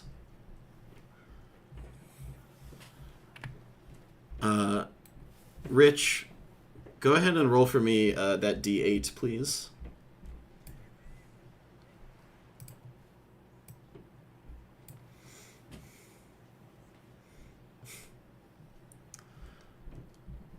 Can we do it? Jeez. Ooh, 2. Oh, okay. There's someone at the docks who looks suspiciously familiar to you, either in their manner of dress or in their facial features and expressions. Who does this person remind you of from your past, and what are they wearing or doing that causes you to notice them in the first place? Looking through the window, and you can see all the different sea of sailors and landsmen and everything. I notice one sailor, and just because of his slightly scruffier look and some bits of jewelry and massive tattoos and everything, it just gives me more of a piratical kind of an air than like your average sailor, and that just takes me to more negative experiences. Not like a particular person, but it's just like, you know, you've seen the type, or he looks like a type that just has like a lot of negative connotations and emotions for me. Yeah. Despite living in the archipelago for many years, piracy was never your thing. It was specifically more of a just nautical seafaring thing. Rogues, perhaps, privateers, scallywags, things of the sort. But actual piracy was never in your wheelhouse. Yeah, perfect.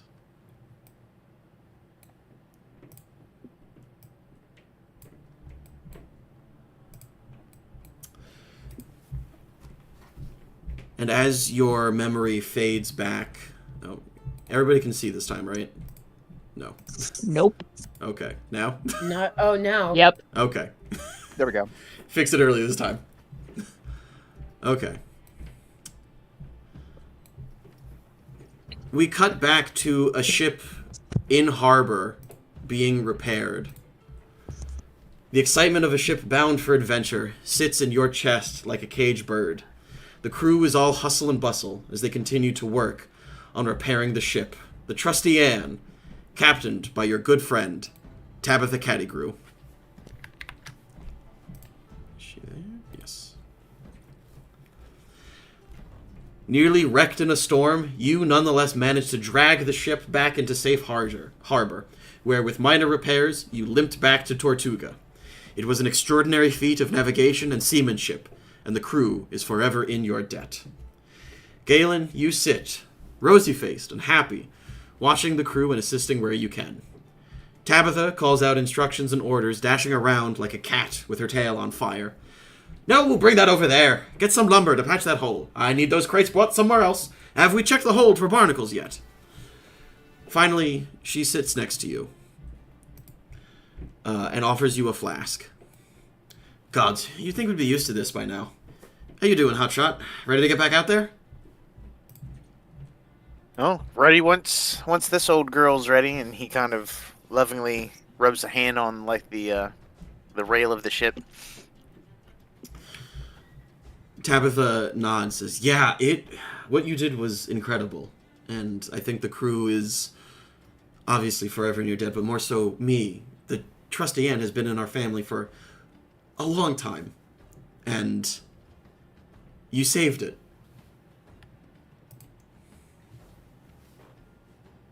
And Oh, well, your family is like family to me. I wouldn't want to lose her either. that's true. Listen, can you do me a favor? Of course. I know we're docked in Tortuga, but because it was the only place that we could get to in the storm, I'm hoping that you can do me a favor. Run down to the harbor master's office. I've left a package there.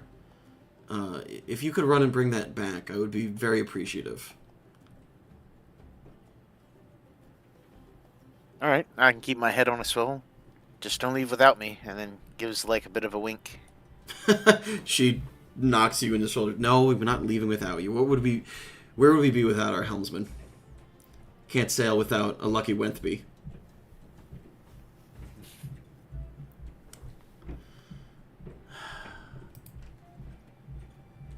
Galen, I guess. you head out. And as you do... Actually, I'm going to grab you. I'm going to come over here. Yeah. Whee. Whee!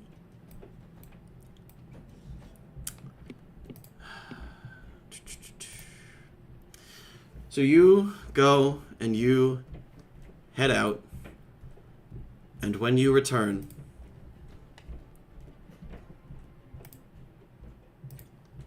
blood. Blood everywhere. Blood oozing in between the planks of the ship. Blood spilling into the water as the bodies of men and women you knew deeply are tossed aside to feed the sharks that have begun circling below. A host of the most murderous and vile traitors you have ever seen adorn the deck of your beloved ship, now stained a dull, rotten red.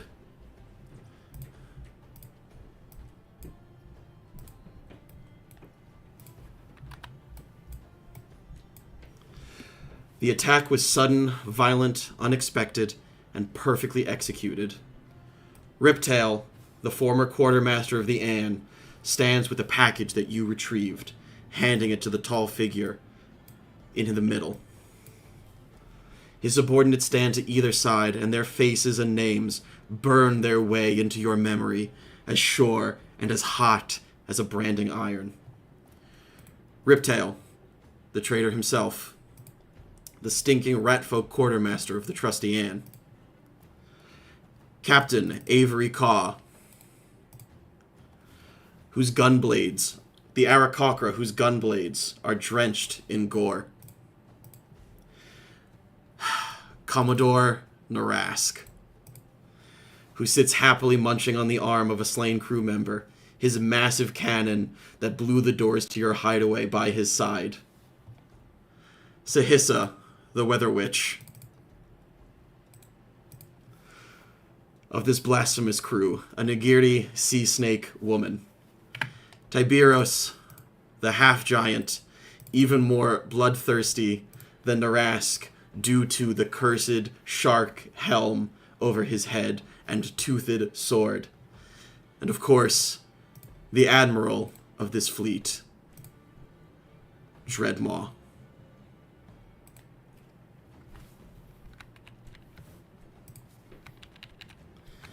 The lizard folk, more alligator than man, stands hunched over, surveying the two survivors of this slaughter. A nearly dead Tabitha and an unconscious Galen Wenthby. Dreadmaw takes the package from Riptail and with slow, deliberate movements uncovers it. And Galen, what does Dreadmaw find inside this package instead of a prize?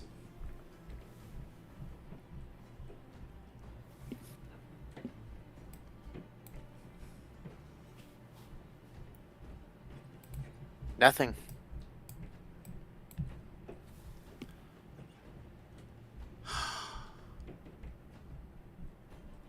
An empty box.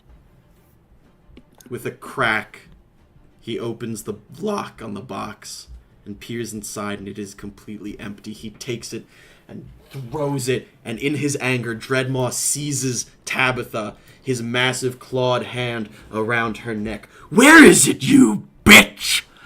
Where is my luck?" Tabitha struggles to breathe, and with a resounding crack, Dreadmaw slams her head against the gunnels, and she struggles no more. The body is tossed into the depths, and the sharks begin to flurry around it. "Tiberius! Give this one a sailor's funeral!" Dreadmaw kicks your unconscious body away from him, and that pain brings you back from the brink. You come to see an anchor chain being wrapped around your body, around your neck, and you are sailing on a strange vessel. Dreadmaw's ship, Charybdis, sails away from port. Dreadmaw pauses and looks at you. He leans in, and as he does so, he reaches a hand up behind your head as though caressing you, as gently as a lover. Then he grips the earrings on your ears and rips them from your head and leans in closer to say, "Now, when you wash up on shore, they'll feed you to the fishes. I'll find what I'm looking for, and ain't nothing you or anyone else can do to stop me."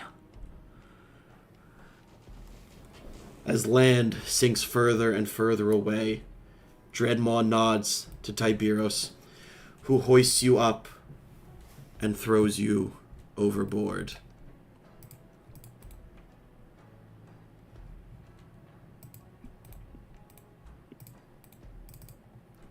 Did you... No. Is this visible? What happened? Oh, it's just on top. Wait, can y'all see the image or no? Nope. Ah, fucker. What happened? It's it's over the there stream, we go, there we go. I but got we it. can't see it. Okay. No, I got it. Okay. Oh no, I see it now. It's just further down the page Yes, on the map. yes. Oh, Gotcha. there it is. Okay. Yeah, sorry. Yeah, it's down here, sorry. Dreadmaw nods to Tiberius, who hoists you up and throws you overboard. The anchor chain immediately drags you down like a stone. The pressure builds up, causing your ribs to crack and scream for air, and your lungs to scream for air. But each breath you attempt to draw only increases your agony. God dang it. Of course, it's not going to do it now.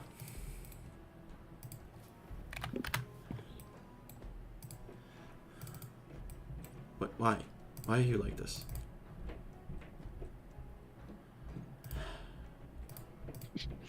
Why are you the way that you are? Why are you doing this? Why are you doing this to me? It was so perfect. I'm so angry. I literally tested this earlier and it was fine.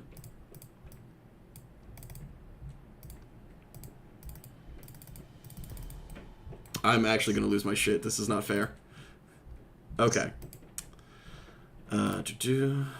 We'll edit it out in post. It's fine. Sure. All right. No, we will not. We'll do it live. The anchor chain around your neck drags you down like a stone. The pressure builds up, causing your ribs to crack and your lungs to scream for air. But each breath you attempt to draw only increases your agony, and seawater begins to fill you instead of blood. As you are about to lose consciousness for the last time, you feel a cold pair of lips against your own. You have not been kissed since that little girl at the festival all those years ago. What a strange thing to think about now. Your next breath, your neck burns and you cough, spewing blood into the water. A thick, black ichor that drifts lazily on the current.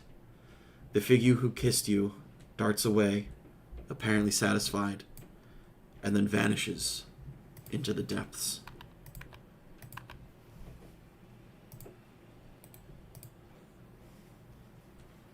You come back.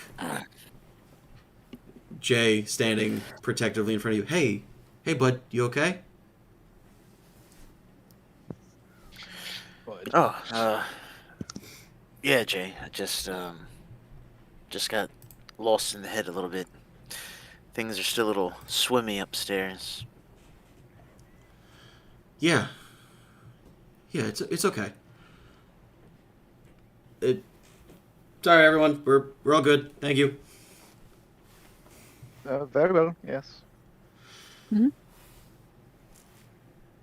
I don't know. They said we're all good. I suppose. I guess they're good. Shit.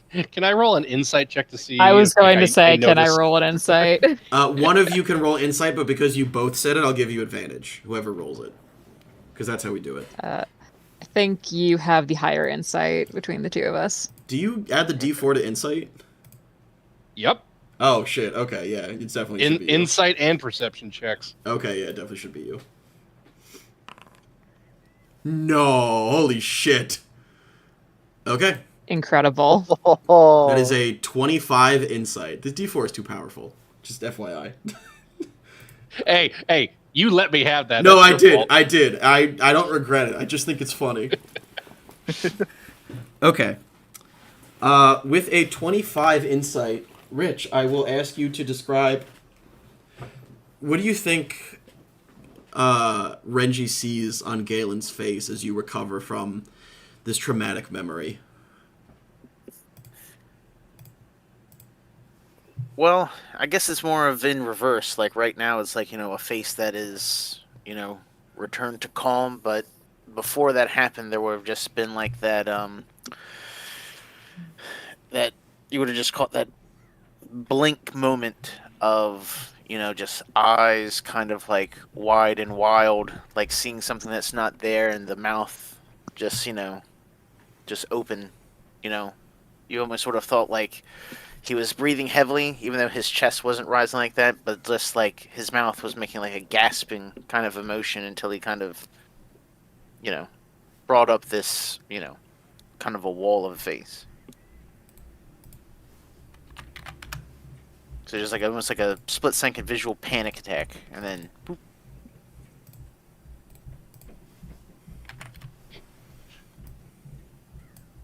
Renji kind of recognizes that, and it's like Renji's been a seafarer before, and he recognizes it's like, oh, sailors probably have a traumatic memory of nearly drowning. Yeah, been there.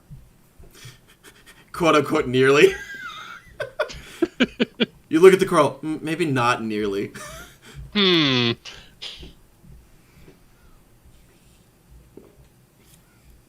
Yeah. Okay. So you see kind of the aftermath. Jay steps in front and goes, are we almost ready to set sail? And a different sailor comes in and say, Master Renji, we're about ready to shove off if you are. Oh yeah, I just need to make sure. Are you two the last two we're waiting for on the charter? And he's pointing to Petrus and Arachne. This is the Golden Jewel, yes? Yes, that's correct. Yes, sir. Your names? Arachne Botamia.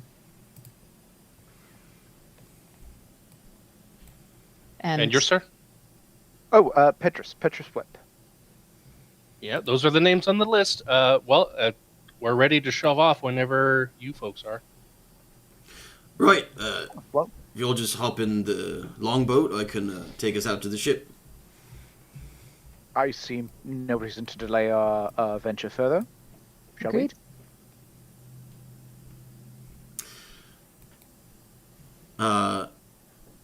Amphitrite, you notice Jay and Will attempting to lift what appears to be a rather heavy trunk. Do y'all Trying to lift need an help? Ford F-150. Yeah. Do y'all need help with that? No, we're good. Thank you. Rich, you should also be able to Sure? move the truck. The trunk. Jesus Christ. It's really bad. Yeah, I need some help lifting this Dodge Ram. Can you give me a hand? God damn it. It might only be if you're on tile mode. Yeah, I got a jack. Ah, good. Alright. Jay's like, no, we got it. And they begin to ponderously carry it out and down towards the ship, or towards the ship's boat. Oh, and the entire time that we walk past Amphitrite, it's like William is just like staring at you like the whole time. You know, just like, you know, maybe he's curious because you're a shark person, or, you know, he's just looking. Would I think he's like flirting? Like, Give me an insight check, because that's a wild statement to make randomly.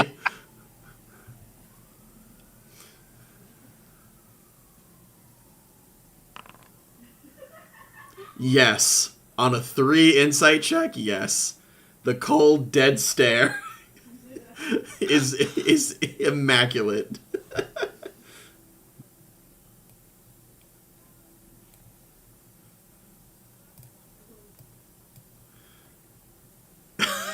God. All right. So you all load up into this vessel. Amphitrite, you are actually large enough at this point in your life that you swim behind it and push off in order to give it a better start. And then you pull your way off to the ship.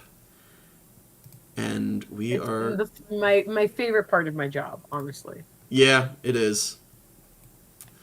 We are going to cut to here.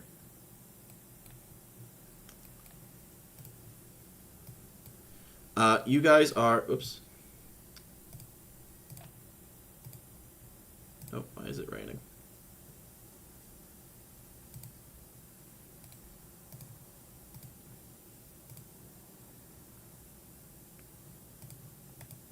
There we go. You guys are on the Golden Jewel. It is a good mid-sized ship. There's nothing overt about it. It is a simple seafaring merchant vessel. Renji, you are stood at the helm and are steering. Amphitrite, you are keeping an eye out for any and all potential seafaring hazards in terms of things like that. Petrus and Arachne, what are you guys doing? Mostly marveling at the workings of the ship, kind of looking at the cannon here, just being like, not quite in awe, definitely not looking to like touch it or fiddle around with it. Gives it a healthy distance, but wow, I can't believe we're actually on the high seas, Arachne. Arachne is doing a variation on the same, except she's finding people who don't look terribly busy and grilling them about the inner workings of the ship to get all of her questions asked as she takes very detailed notes. Incredible. Oh, she's on the warpath. I'm gonna go over here. Okay. So this rope in particular, see this one that goes up to that little mast on on a ship they're called lines. On a ship they're called lines. I know that Lines. much. Thank you. I, Okay, Eric that the Dungeon line. Master, know that much. Okay. Right. Austin, if you're out there, I got you. But yeah, she's just being kind of annoying, but can tell when she's, when she has exhausted someone's patience and moves on to somebody else who also doesn't look terribly busy to annoy them further with more information. It's very earnest. Incredible. I'm gonna have the captain roll a insight check. That is a 7. Okay, never mind. He looks around at all of you, and then his eyes settle on you, William, and he goes, You've seen some sea action before, I take it.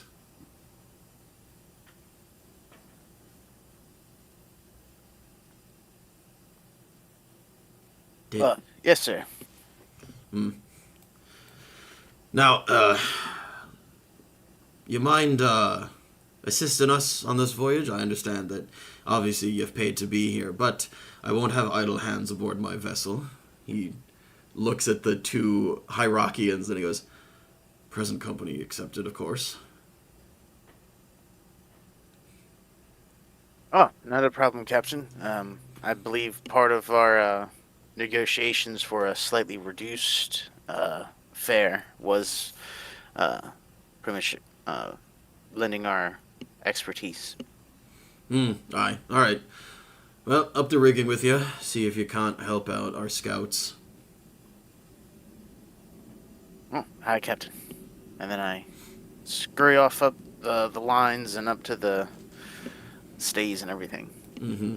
Yeah. Renji's watching this exchange, not knowing the predetermined agreement. It's like, oh, rig monkey. Huh. Yeah. Perfect. Alright.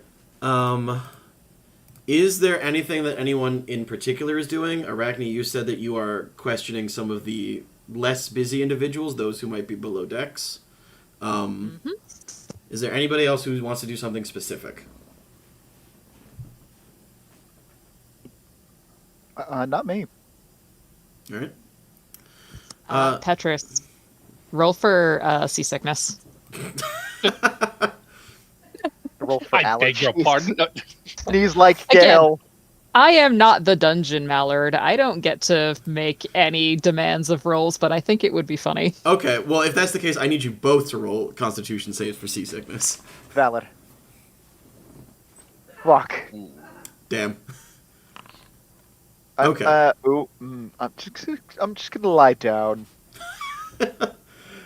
Okay, so Galen, you're up wait, there. Can I do a perception check for the seasickness?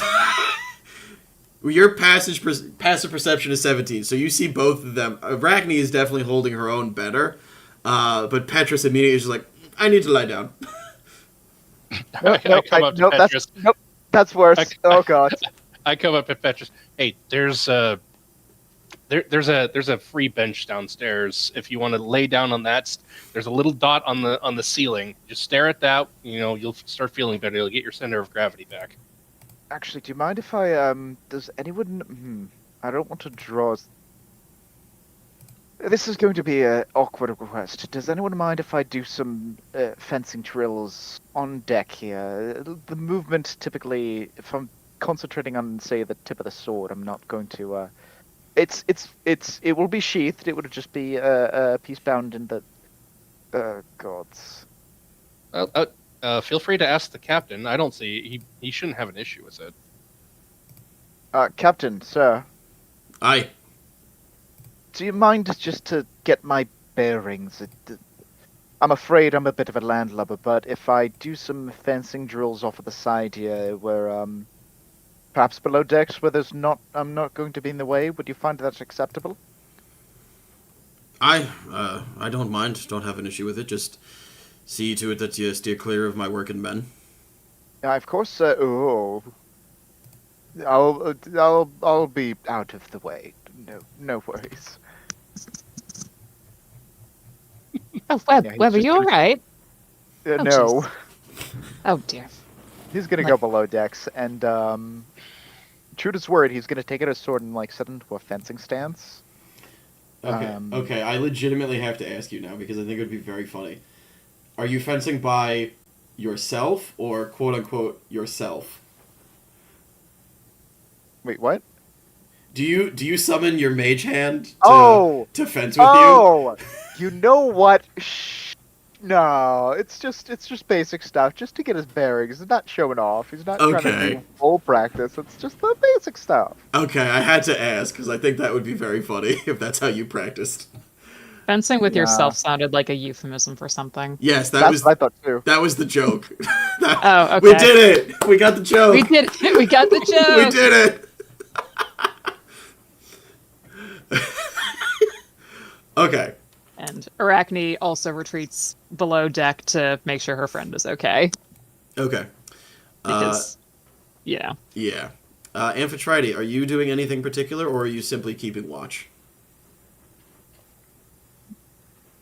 I'd like to ask Renji what he thinks about that stare and the fact that, like, the stranger might be flirting with her. God, yes, thank you. That's incredible. That's so funny. Are you coming on to me? Oh, I remember that joke. That's a good bit. Yeah. So wait, it's like. So wait, am I near Renji? I can't like. So You're right small. next to me. Yeah. Oh, okay. Hey Renji, I would like some what is that? Advice? Insight? I don't know. Uh, Sure. You know that guy that I don't know, what was his name? William? William Budd is his name on the manifest. William Budd. Yo, I think he was like checking me out. Like, what do you think about that? What do you mean checking you out? He was looking at me intensely and not like he was afraid of me. Like he was just looking at me like I don't know. Is that how people like flirt with their eyes? Recreate how he looked at you at me. Samuel L. Jackson meme.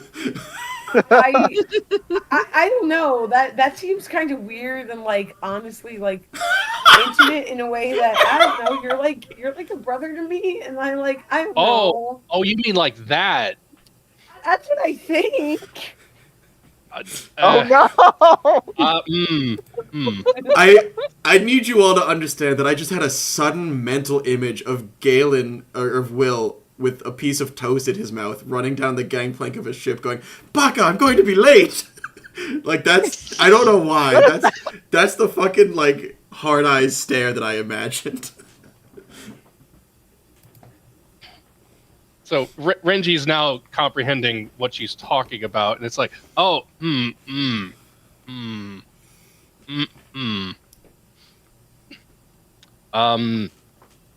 based on what I saw, I don't think that's William's intention.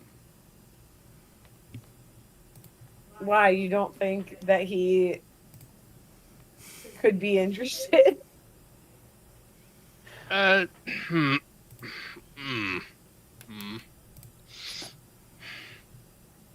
I don't think he is, based on what I saw. But Okay, I please guess time. explain. All right. Look, the look I've seen that look before on other sailors. That is a sailor. I think that is probably reliving some bad memories, and you probably remind them of somebody that they don't like. You're saying that dude has seen multiple shark people? Well, if they've been around multiple pistrians? Well, if they've been around the archipelago at all, then probably, yeah. You know what? Next time I see him, or like, have like, next time a time lends itself to a conversation, I'm gonna ask him to see if you're right or if I'm right. But Amphitrite, they're just passengers on the manifest. We don't need to get directly involved. And they probably would value their privacy. But if he's going to be looking at me intensely throughout this entire voyage, I need to know why. Okay? No, Amphitrite, we don't. We don't need to know why. They paid for the trip, and that's it. And I'm being paid to be here. I get it. But, like, look. There's a whole lot of ocean and a very small amount of boat. Just try to avoid him, okay? And keep to our tasks as best we can. Speaking of, Galen, I need you to make me either a survival or a perception check.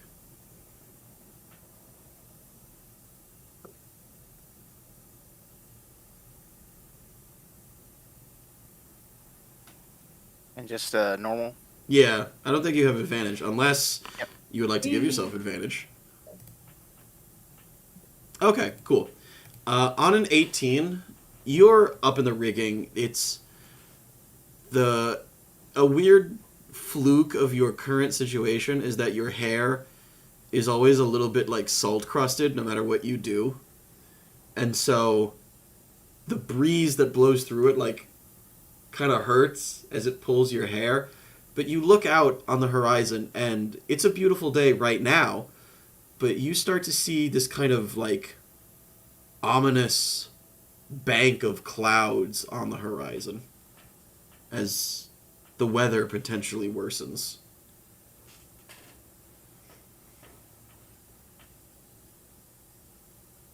Oh well, from from the mast, I'll like lean over and try and spy out where the captain is, and then, Captain, 1 point off starboard. It's still a ways off, but we have dark clouds. Drat. Right, make ready for the storm. Outside. Hey, Joe, go fuck yourself. Taking your inspiration away.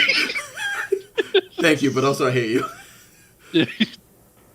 Oh, yeah, you're right. Damn it. Hard to put. That's not port. Damn it! No, alright, fine. You give it your inspiration back. It's stupid. Captain heads over to starboard correctly this time, and then takes a look out. He says, aye. We're sailing directly into it, or at least we will be once we tack into the wind. All right, reef sail, make ready for the storm. And as you all begin to assist and the weather continues to worsen over time, Renji, I need you to make me an Arcana check. That is not my forte, but okay.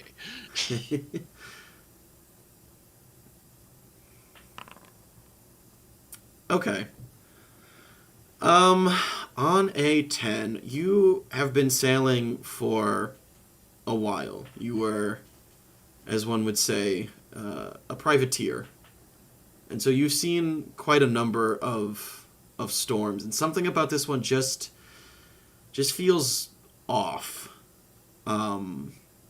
It's heavier than it should be for a normal storm.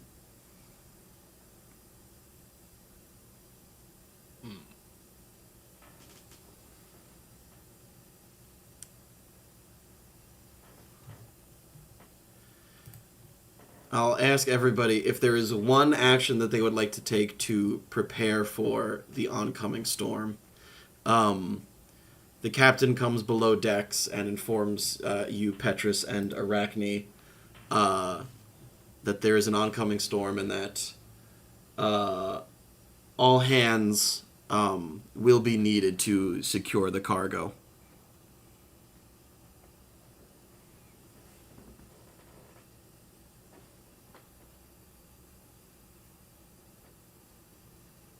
Okie doke. Can you repeat that? The giving us a round to do something. Yeah, so if there's something that you want to do to prepare for the oncoming storm, whether that be casting a spell on yourself or summoning something or preparing something, however you want to do so, we'll give you a round to do that. Got it. I'm going to cast... Oh, sorry. No, never mind. All right. I'm going to cast Undersong on myself. Oh, okay. Yes. Ooh, I was wondering if you were going to pick that one. Yeah, that is the one I was going to pick. When you cast the spell, a familiar and soothing song wells up in your mind. The song does not distract you from any task. On the contrary, humming along to the tune, you can focus your mind with ease.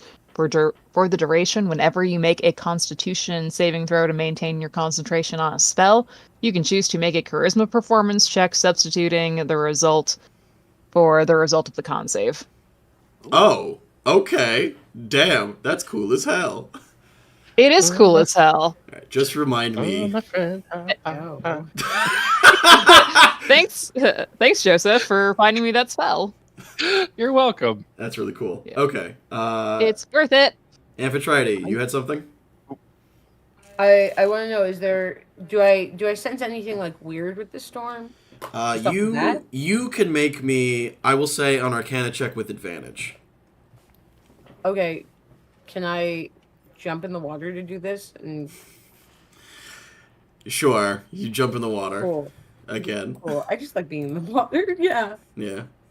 Swim speed, baby. Listen, Seth cannot do the jumping in the water until baby back comes, so I'm living vicariously through Amphitrite. Fair. That's valid. Yeah.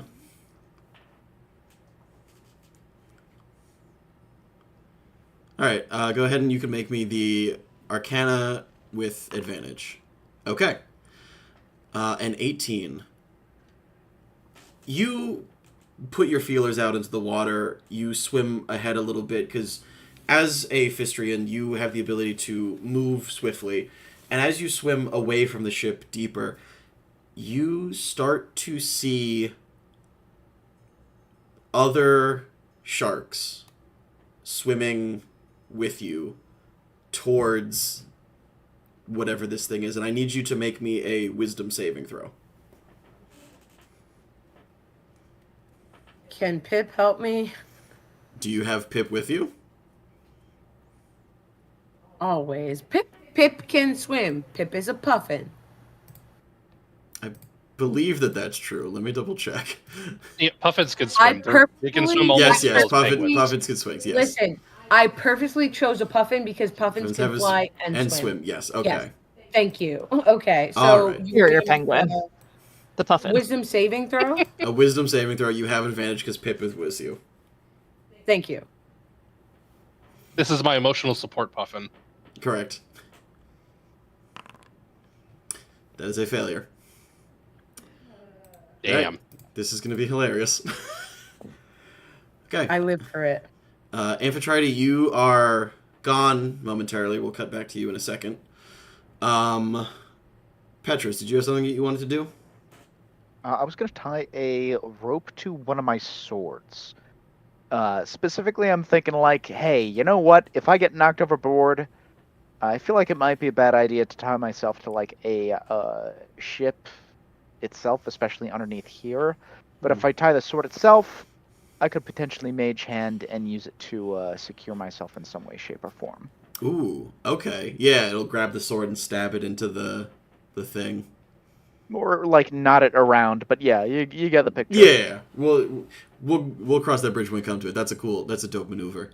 Renji or William, Galen, do you guys have anything that you want to do before the storm hits?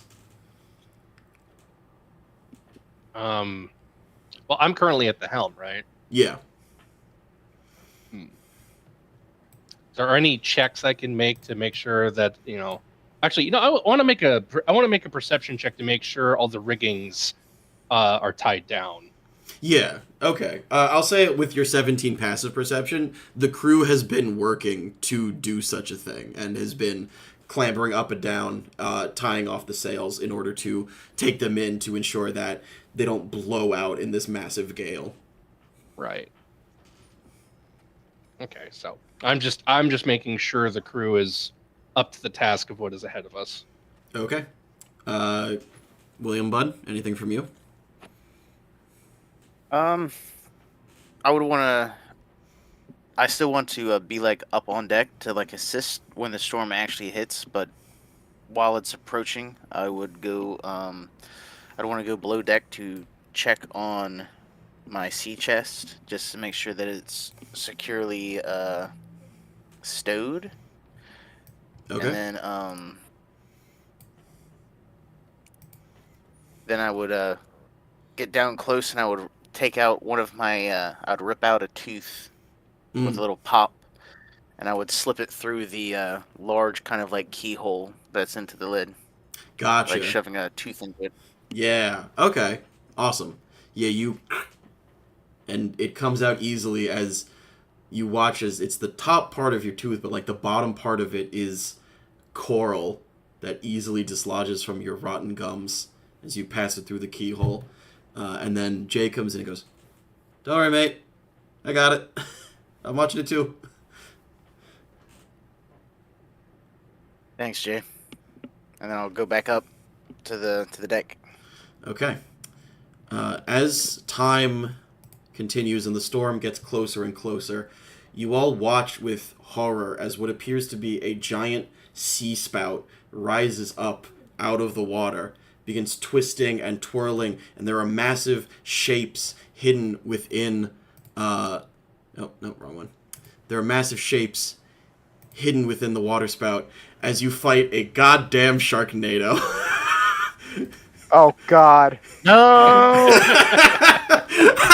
Incredible. Perfect. Could any of these What I sharks? wanted. Could any of these sharks? Are any of these sharks fistrian? Yeah, you. I'm in the. You failed your wisdom save. All my friends are sharks. Oh no! Okay, so here's how this is going to work. The Sharknado is going to roll initiative, and we're all going to roll initiative just as normal.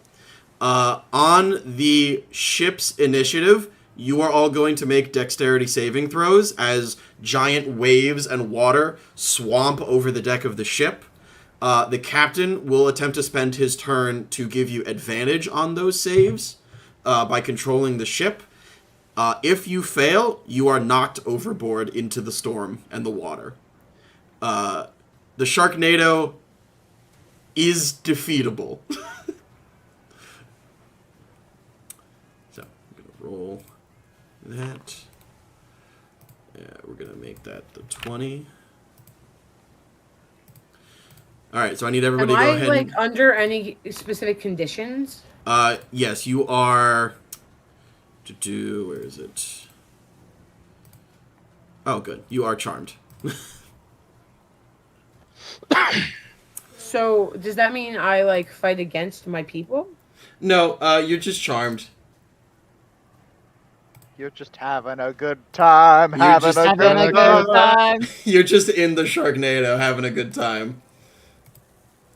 I'm in a water think spout I soaring don't through think the this is sky helping me with a bunch in the of... eyes of Galen. Yeah. Alright, so I need everybody to go ahead and roll initiative, please. Define the laws of gravity. I'm a Sharknado. Passing by Like Lady Godiva. like me, Amphitrite. Where is the initiative on this fucking sheet? Where the hell are you? Trying to find this goddamn thing, a piece of I found the thing I got. 100 degrees. That's why they call me Amphitrite. God damn it, guys. I was about to say we're going to get copywritten, but none of you can sing well enough. No, Yeah, not there we at go. all. I Thank you, Rich. was busy trying to find Certainly the not initiative thing. on the stream. That is impossible. Okay, whoops. I am no means Frederick. It's a parody. Parody Mercurio. is Frederick completely Mercurio. legal. Friendly reminder that Look, Freddie I'm just Mercury saying, is in the this microwave. is a pirate campaign. There's going to be singing What? and shanties. Oh gosh. Oh, that's true. Of course, there'll be sea. Okay, so right now, I need everybody to roll a dexterity saving throw as the ship pitches with the initial intrusion of the Sharknado. That's a Do fail. I still have to do this? No, you're in the Sharknado. You're fine. Well, you're not fine, but you are in the Sharknado. You are fine for this. Yes. Okay. Neither of those are nat 20s, so you two are fine. However, Renji and Arachne, the ship pitches wildly as a wave of water swamps over you, and you guys fall off of the side of the ship. Arachne, it is your turn. You are about 20 feet. Oh shit, what? And she went under. That is not how I wanted to go. What happened? I tried to move Arachne down, and it put her under the floor. Yeah, okay, that's Whoops. that's Nope, a she went under. that's a mod, so that is something that I'm gonna have to work on. Did Pip roll initiative? If Pip rolls initiative, Pip can die. I want to be very clear about that. But Pip is with me. Like, Okay, Pip will act on your initiative. Yeah. all right. Oh, do you want Pip in the Sharknado? Is that what you want? No, I definitely don't want him in the Sharknado. Okay. Oh. Pip can fly back to the ship right after he like senses the danger. I don't. Yeah. Yeah. Steph, you were asking about that number before. I think it's people's dexterity modifier. So Pip. What's your initiative? 13. Great. Beautiful. Okay. Arachne, that is your turn.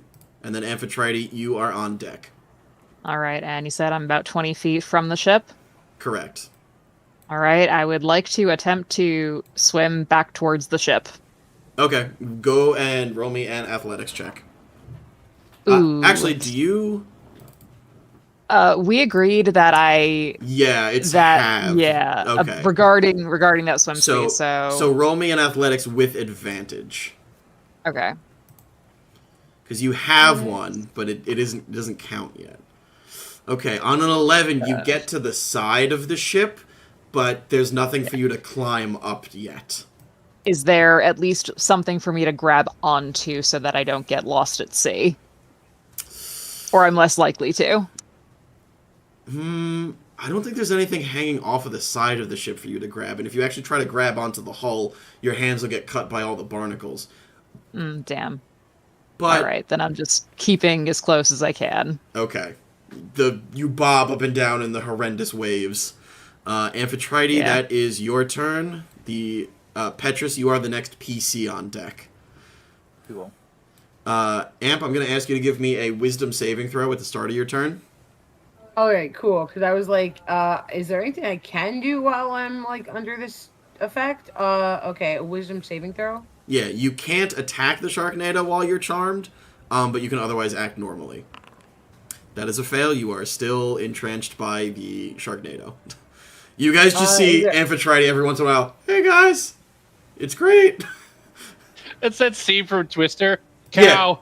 Yeah, Another Oh cow. God. Actually, I think it's the same cow twice. I think it was the same Amphitrite. Exactly. Yes. Can I try to like consume any of the water that is in the tornado, the Sharknado? Wait, consume the water? What? I don't know. Like, What is your end goal with this, bestie? Wait, you mean like that scene from Beer Fest where the guy falls into the vat and he just tries to drink his way out? I'm not. I don't know what that is, but yes. I'm that not- was my intention. I'm not letting you Augustus Gloop the Sharknado. That's one for the fucking quote book. I'm not letting you. Do you have Oh my anything God, you actually want to do? Is there anything I can do? Please tell me, because I You didn't can expect try. this, like, You can try to make a saving throw to get out of the Sharknado. What kind of saving throw? Strength. All right. As you attempt to rip yourself out. Yeah, on a 14, you escape the winds of the Sharknado. Okay, so that just means I'm in the water? No, you've landed on the deck of the ship. Okay, but I'm still charmed. You are still charmed for this round. If you are no longer in the Sharknado, you will become uncharmed next round. All right, can I No, because I didn't attack, so I can't bonus action disengage, right? No, you didn't bite. Oh, is that what you try to do? Right now, just because I don't want to like, because now I'm like I've left the threatened area, right? Yeah, but it didn't try to reaction attack you. All right, cool. And oh wait, can I not rage? What is it called again? Yes, you can tighten aspect. Yeah, I'm gonna tighten aspect as a bonus action. All right, go ahead. All right. Yeah. Right, apply active effects. That's what I have to do. No, you don't have to do anything now. Cool. All right. Yeah, then I end my turn. Okay. Do you need Pip? Do you want Pip to do anything specific? Otherwise, he's just gonna give the next person the help action. Pip is has his own initiative. No, oh, he's Pip is on your turn. there. Yeah. Yeah, he could give the next person initiative. That's fine. Okay, so he's gonna give Petrus the help action. Yeah, I see. Okay. Mm-hmm. All right. It is the Sharknado's turn. Sharknado. How many? Hold on. How many of these does it get? Oh, good. The Sharknado. like that. The Sharknado is going to attack the ship first. Chomp chomp. That is a hit. The Sharknado is a siege monster. Oof. The Sharknado deals 44 damage to your ship and just rips a massive chunk out of it. Just. The water spout moves closer. It is going to try to bite Amphitrite twice.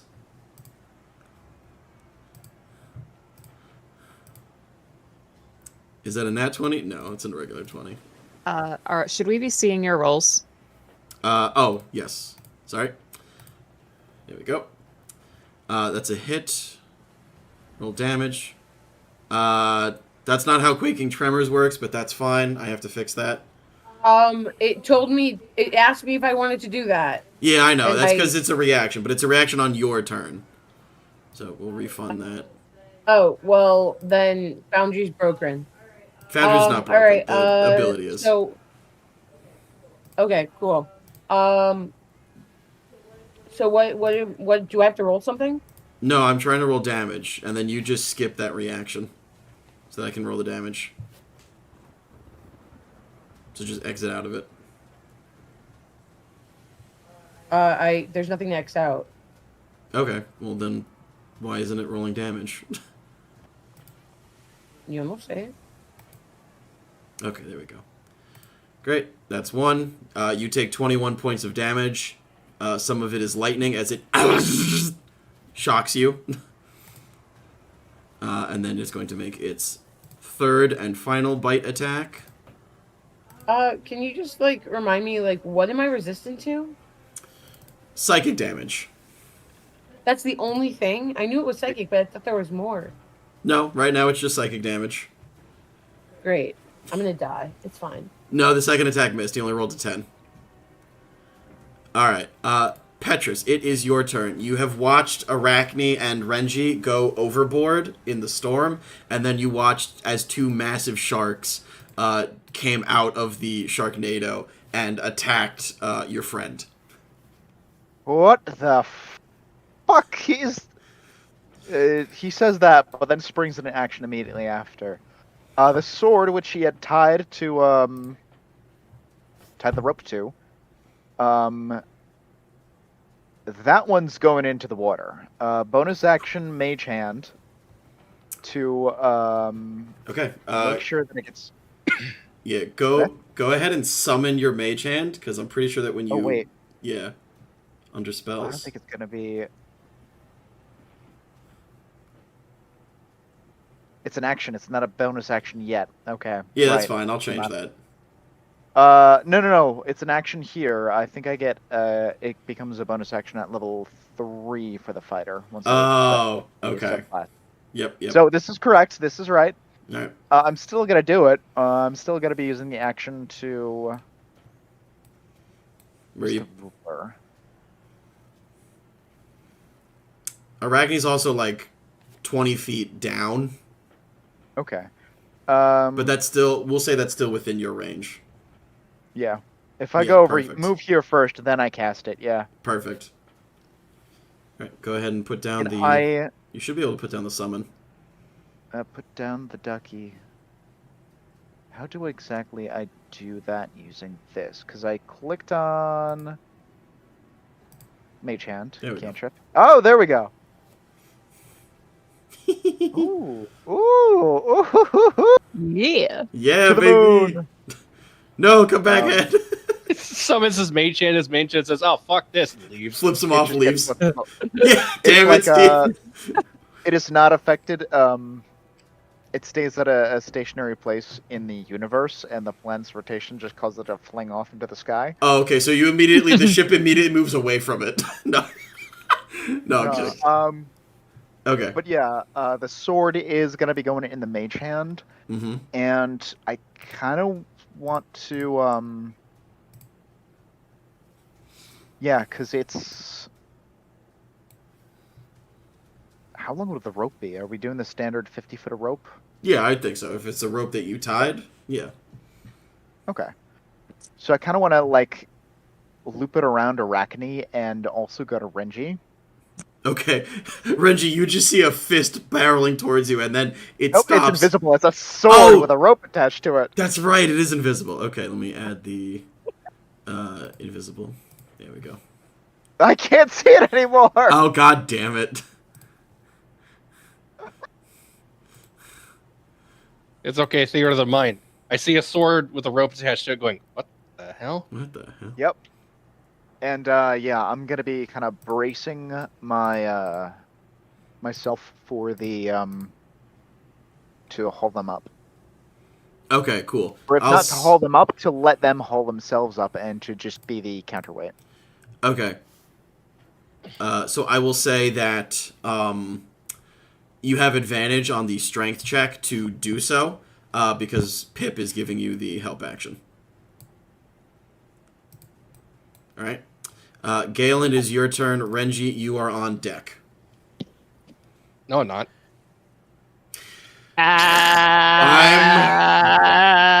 I'm gonna kick you from the fucking call.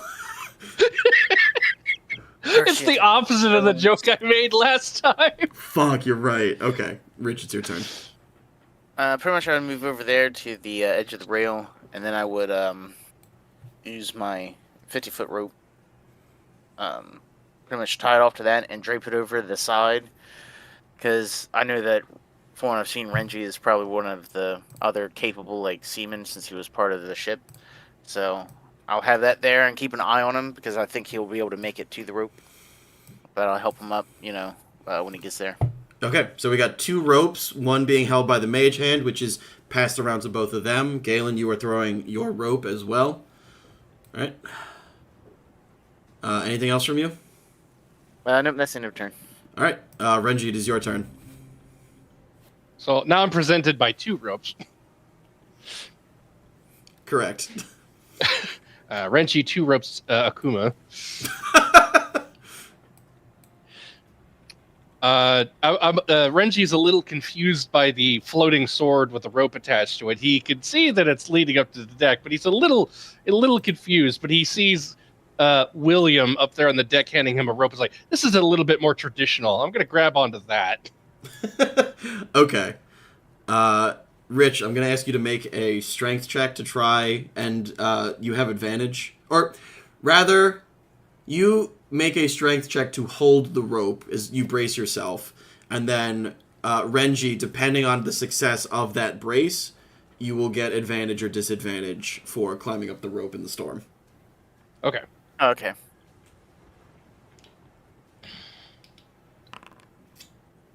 Ew. That's a 7. So that's disadvantage. So I have disadvantage on holding on to the rope and being pulled up on deck. Are you doing that, or are you trying to climb the rope? Well, I mean, I'm grabbing onto the rope and I am climbing up it, I guess, as he's bracing. Yeah, so you go ahead and give me an athletics check with disadvantage.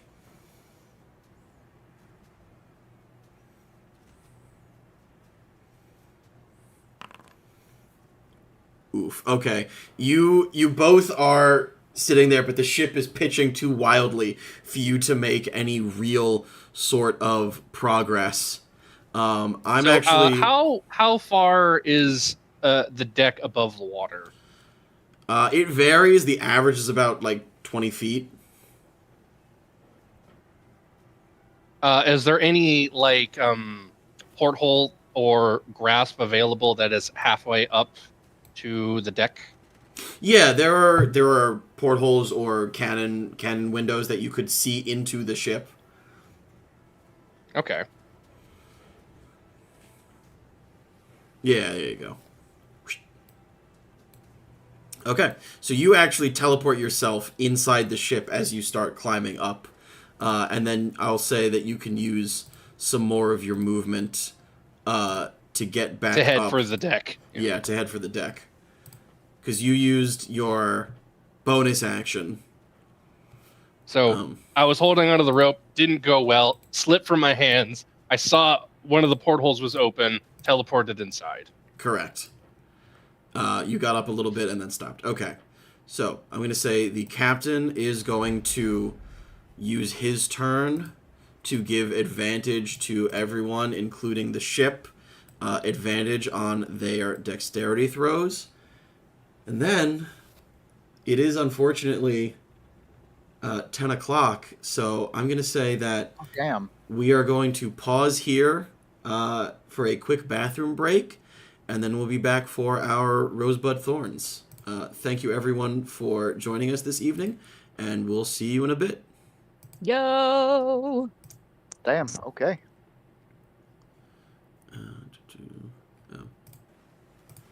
I'm leaving the forge.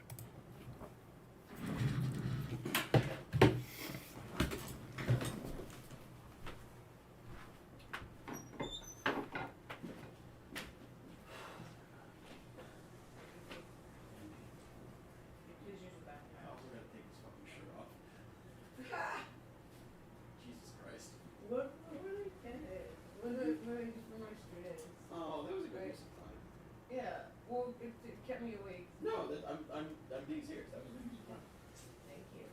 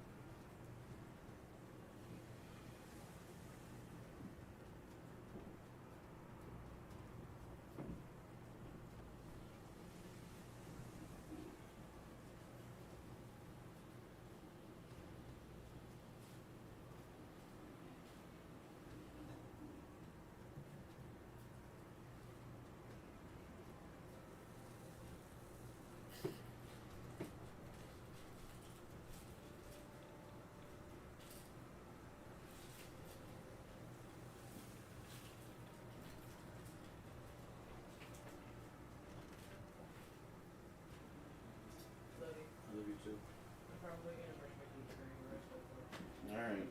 after Yep. if I go. Yeah.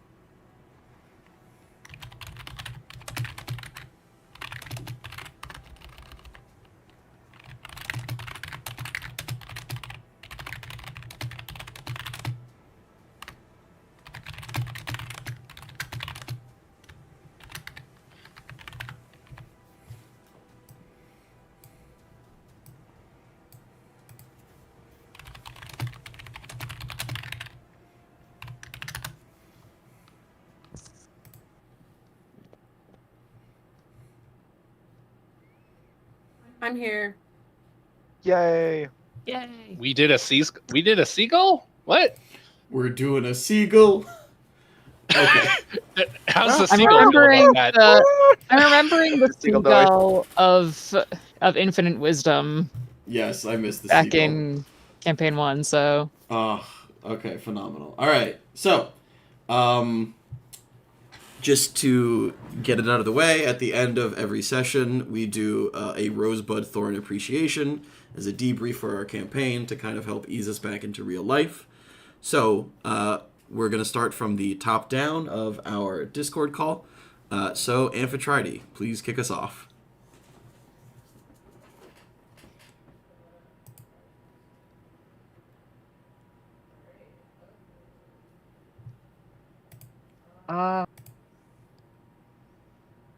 Did you hit the button? So I guess saying we're back is not a rose. I'm kidding. We're back to... We're back again. Two. We're front. I think the rose is that, like, knowing what to expect with the flashbacks really was helpful in, like, Yeah. knowing, like planning what to do. Also, like, I don't know, reacting better and just, like, being more into it. Like, knowing certain things about my own, like, I guess my own backstory and what to expect. And I like that we had that opportunity. I also like... It's so stupid, Sharknado. It's so stupid. Also, do I know any of the sharks present? Have I interacted with them? Like, I really want to know. No! What? Why would that be the case? Because Amphitrite's been looking for other shark people and Jesus Christ. she doesn't know yet if any of these are Looking shark at the people. tornado. Is that my dad? Is that my dad? Are you my dad? Are you my dad? So, yeah, this one is a lot better. At least it's like it's a lot more enjoyable anyway than finding an elemental. And yeah, I'm excited to see how this turns out. If we just end up all drowning or nearly drowning because of this Sharknado. So that's fun. Thorn. You know, I don't know. As much as I want to go to bed, I also like want to play more, and it sucks because I want to like finish this fight. Like we're not gonna finish it. It's gonna take like another at least hour. But like, yo, so yay to looking forward to something next week. Even though I might not be there next week, but that's another thing. And my appreciation is for Sam and Arachne. I like how more, like, again, just as I like got to get more into my backstory thing, how much more we learned from your like backstory, even leading to like the throwbacks with the shepherds in season 1, and about stuff that you're looking into. Even though like it's really vague about exactly what you're looking into, in terms of like the specifics. So far, I mean, I'm sure it will come out because everything comes out. I just love because in my mind I was like, I know you're not a wizard, but I was like, you did a spell, and in Amphitrite's mind, she's like, it's a wizard. What? That's magic. So wizard. So, yeah. I can't wait to play more with you and Arachne. So glad to be here. thank you. I am also very glad to be here. Gonna start with my rose. I'm going to echo what Steph said. We forgot about that thing that we did with the shepherds in campaign 1, which we had only kind of done out of the necessity because of how many people were in that game. It is just a good idea to come at a session with hey, this is what I would like to do, so that we all sort of have a plan and something to prep around. And I, sent Eric a heck ton of my questions, and so he was able to deliver the appropriate lore, in a big ol' lore dump. And it is very good, and it made for it made for a better, more immersive experience, getting caught up on what your character would theoretically know already or would be researching currently. So I loved that. My thorn is that I need to wait. I need to wait 7 whole days Yeah. before we can play again and we can find out what happens next. That's some butts. I don't have to work tomorrow. I would like to keep playing, but I also don't get to make that decision. My bud. God, as much as I am looking forward to my own character plot and my own arc, I am so excited to murder the shit out of Dreadmaw and his crew. I hate all of them so much. They're so loathsome. I am so down to do some murdering. Alexa, play training montage. We're getting into knives, baby. And for my appreciation, Steve, the lovely and talented Petrus Webb. I appreciate you as always, rolling with my nonsense.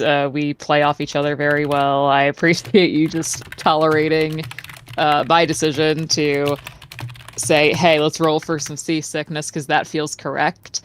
But also, I love your improvising with the tools available to you, and the sword on the rope is already like the most useful thing that has happened so far. It's quick-witted, like looking at the tools in your toolbox and seeing what you can do with it, and I loved it. It was really a very clever use of what you had going on.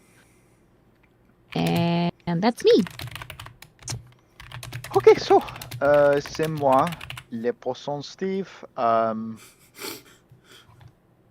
I'm actually not a fish.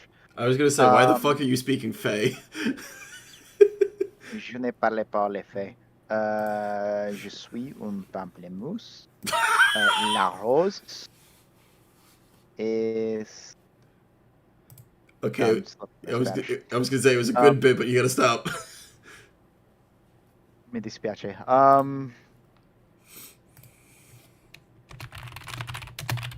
I'm trying to think because it's like I definitely for Rose I'm gonna go with. I feel more fleshed out. I feel like I know Petrus better, especially after last week compared to this one. I know I've got a better bit more grasp on his just a deeper reach into his character. I feel, which is good it's a good foundation to build off of, and I'm looking forward to building off of that. Bud. I definitely was I was expecting the storm elemental again instead of the Sharknado. Interested to see how that combat will develop next week. And what will come of it, especially since you mentioned like siege monster and stuff like that. Oh yeah, you guys are like, Thorn. I feel like I was just it's nothing to do with the game itself, but I feel like I was kind of half in, half out just because of real life stuff. And the flipping between character perspectives didn't necessarily help with that. Because it gave me time to drift off in my own head, so to speak. Again, not an issue of anything that anyone did. And it's probably not going to be as much of an issue in going in further sessions because this was the intro one. But in terms of player appreciation, we're going with Joe and Renji. I know my own Rose was talking about like my own understanding of character. I feel like getting the opportunity to see. It felt like you were able to display more of Renji this session too, like just in terms of speaking and interacting in the various different scenes. It felt like there were different steps in his life, from like where he was with I forget the character's name, the half-orc or the orc. Argon. To where he was there, yeah, to where he was in the training scene, and to where he is now with Amphitrite. And it was nice seeing those steps in order. Cool. It was cool to see those steps in order. All right. Well, thank you. Yeah, this I guess that'll be my rose, is that it felt like, due to the re-preparation of this, it really felt like everyone was able to flesh out their introductory scenes and their flashbacks a lot better. And now every character here feels better fleshed out than they did the first time. It's really nice to see it. Bud will be, I'm now that we're officially past episode 1. We can now begin the journey in earnest, and I'm excited to see what happens next episode. Thorn, just little technical issues here and there, like screens and stuff like that. Foundry's a thing. It fights with us. Eric knows it fights with us at like every turn for certain things, in order to make it do what we want it to do. It's not as easy as it seems. And so my appreciation is for William Budd, the enigmatic William Budd, and Rich. Man, those extra scenes that we have for your character's introduction, man, they really sell the tone, the dark tone of the big baddie going on here, and everything that's going on in the introduction of your character. It's really nice to see that extra effort here, and it really sets the tone. Good job.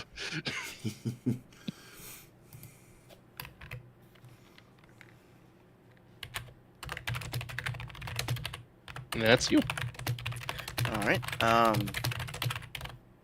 For Rose, I would say it's like all the different like map sets and that Eric provides and like thinks about to like make these different places come alive visually and everything, because it's always like spot on for whatever it is that he wants to try and get across to us, like who's playing it or who's viewing. I like how pretty much you can tell how much Eric has like learned and is still learning with like Foundry and doing like all those extra effects of like the rain and spell effects and bubbles and like waves and all that kind of stuff. So that's just really impressive to see and everything. It's just something that I wanted to note as something that I like seeing, just because, you know, it just helps you focus and everything when you have something to look at to help visualize what we're doing. Bud, how are we going to survive? What's happening next? Like, you know, do we save the ship, or something a lot more unfortunate is going to happen? So we'll just have to wait and stay tuned. Thorn, like, I'll agree with Sam of time. You know, just if we had like a little bit more, but you know, everyone has things to do like the next day, or some people are off, so you know, we'll just have to I'm at the fucking gym for 8 hours. pain through for the next couple of days until next Thursday. My appreciation goes all the way back up to Amphitrite. Pretty much the two things I just wanted to highlight on is I'm surprised by the Nrask connection. Yes! That was an interesting twist of whatever amount of time from one to the other. So apparently at some point we'll have to make that connection for our characters at some point. And then I would also, just because of how the dice gods are, of Amphitrite's hilarious confusion over the kind of physical eyeball signals that are being sent at her by my character. So that'll be that will be an interesting interaction at whatever point post Sharknado Storm event. So, and that's it for me. I'm very excited for the miscommunication to continue. Just saying. That is a very funny bit, and I'm excited for it to continue. Okay. Well, once again, it is, as always, an honor and a privilege to return to being your DM. I'm going to start with my thorn. My thorn is the fucking images that would not work for Galen. I had them set up, I really thought, and then I just couldn't click through them because they were supposed to cycle through when I clicked them, and they just didn't, and I'm sad about that because it ruined a perfect moment. It's fucking Foundry. It thwarts us every time. It's really annoying, and I did it earlier and it worked and it was fine, and I don't know what happened. My bud is, I think, continuing with the, as Sam said, the hey, here's what I want to do next week. Here's what I think should happen. I think that is a really good thing for us to continue doing, and it helps me a lot, definitely. So we'll have to keep up the hashtag future plotting channel. And then my rose was, I think that this, as people have said, felt way more fleshed out, way more simpatico. It felt like this was an episode of the Grillonal Chronicles instead of what we tried last time, which weirdly felt a little half-assed. But I definitely think that writing the stuff down, writing the scene descriptions, having those more fulfilled things works better for me and obviously for all of us. And a personal rose is, as Rich said, the fucking maps for especially that scene where the one of them is just covered in blood. Chef's kiss. That was so good. And I was like, yes, this can't not use this for this scene because that's actually incredible. So I was very happy about that. And who knows, maybe there will be more of that in the future. But I'm glad that everybody felt good, felt better coming into this situation. And I love all of you, and I cannot wait to continue this next week. We're doing a sequel. Get the fuck out of here. Joe, what the hell? Steve! That was me! Not Not Steve! me. All right. Good Love night, you too. Good night, you idiots. That was Sam. I know that was Sam. Joe, Of Joe, course you're it such was. a bad example. Good night, everyone. Good night. Oh! Can I share something though? I mean, you can. Most of them are gone.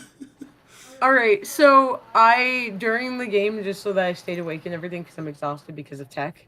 I am making little like baggies for my students to reveal to them that I'm pregnant, and like they have baby themed We're still candy. streaming this, by the way. Yeah. Shit. Yeah, everyone's gonna know. I The don't. stream is still Anyway. live. Just I letting don't. you know. Gregnant? Well, anyway, there's baby themed candies, and I'm giving them to my students next week. Anyway, bye. Bye. Thanks. Bye.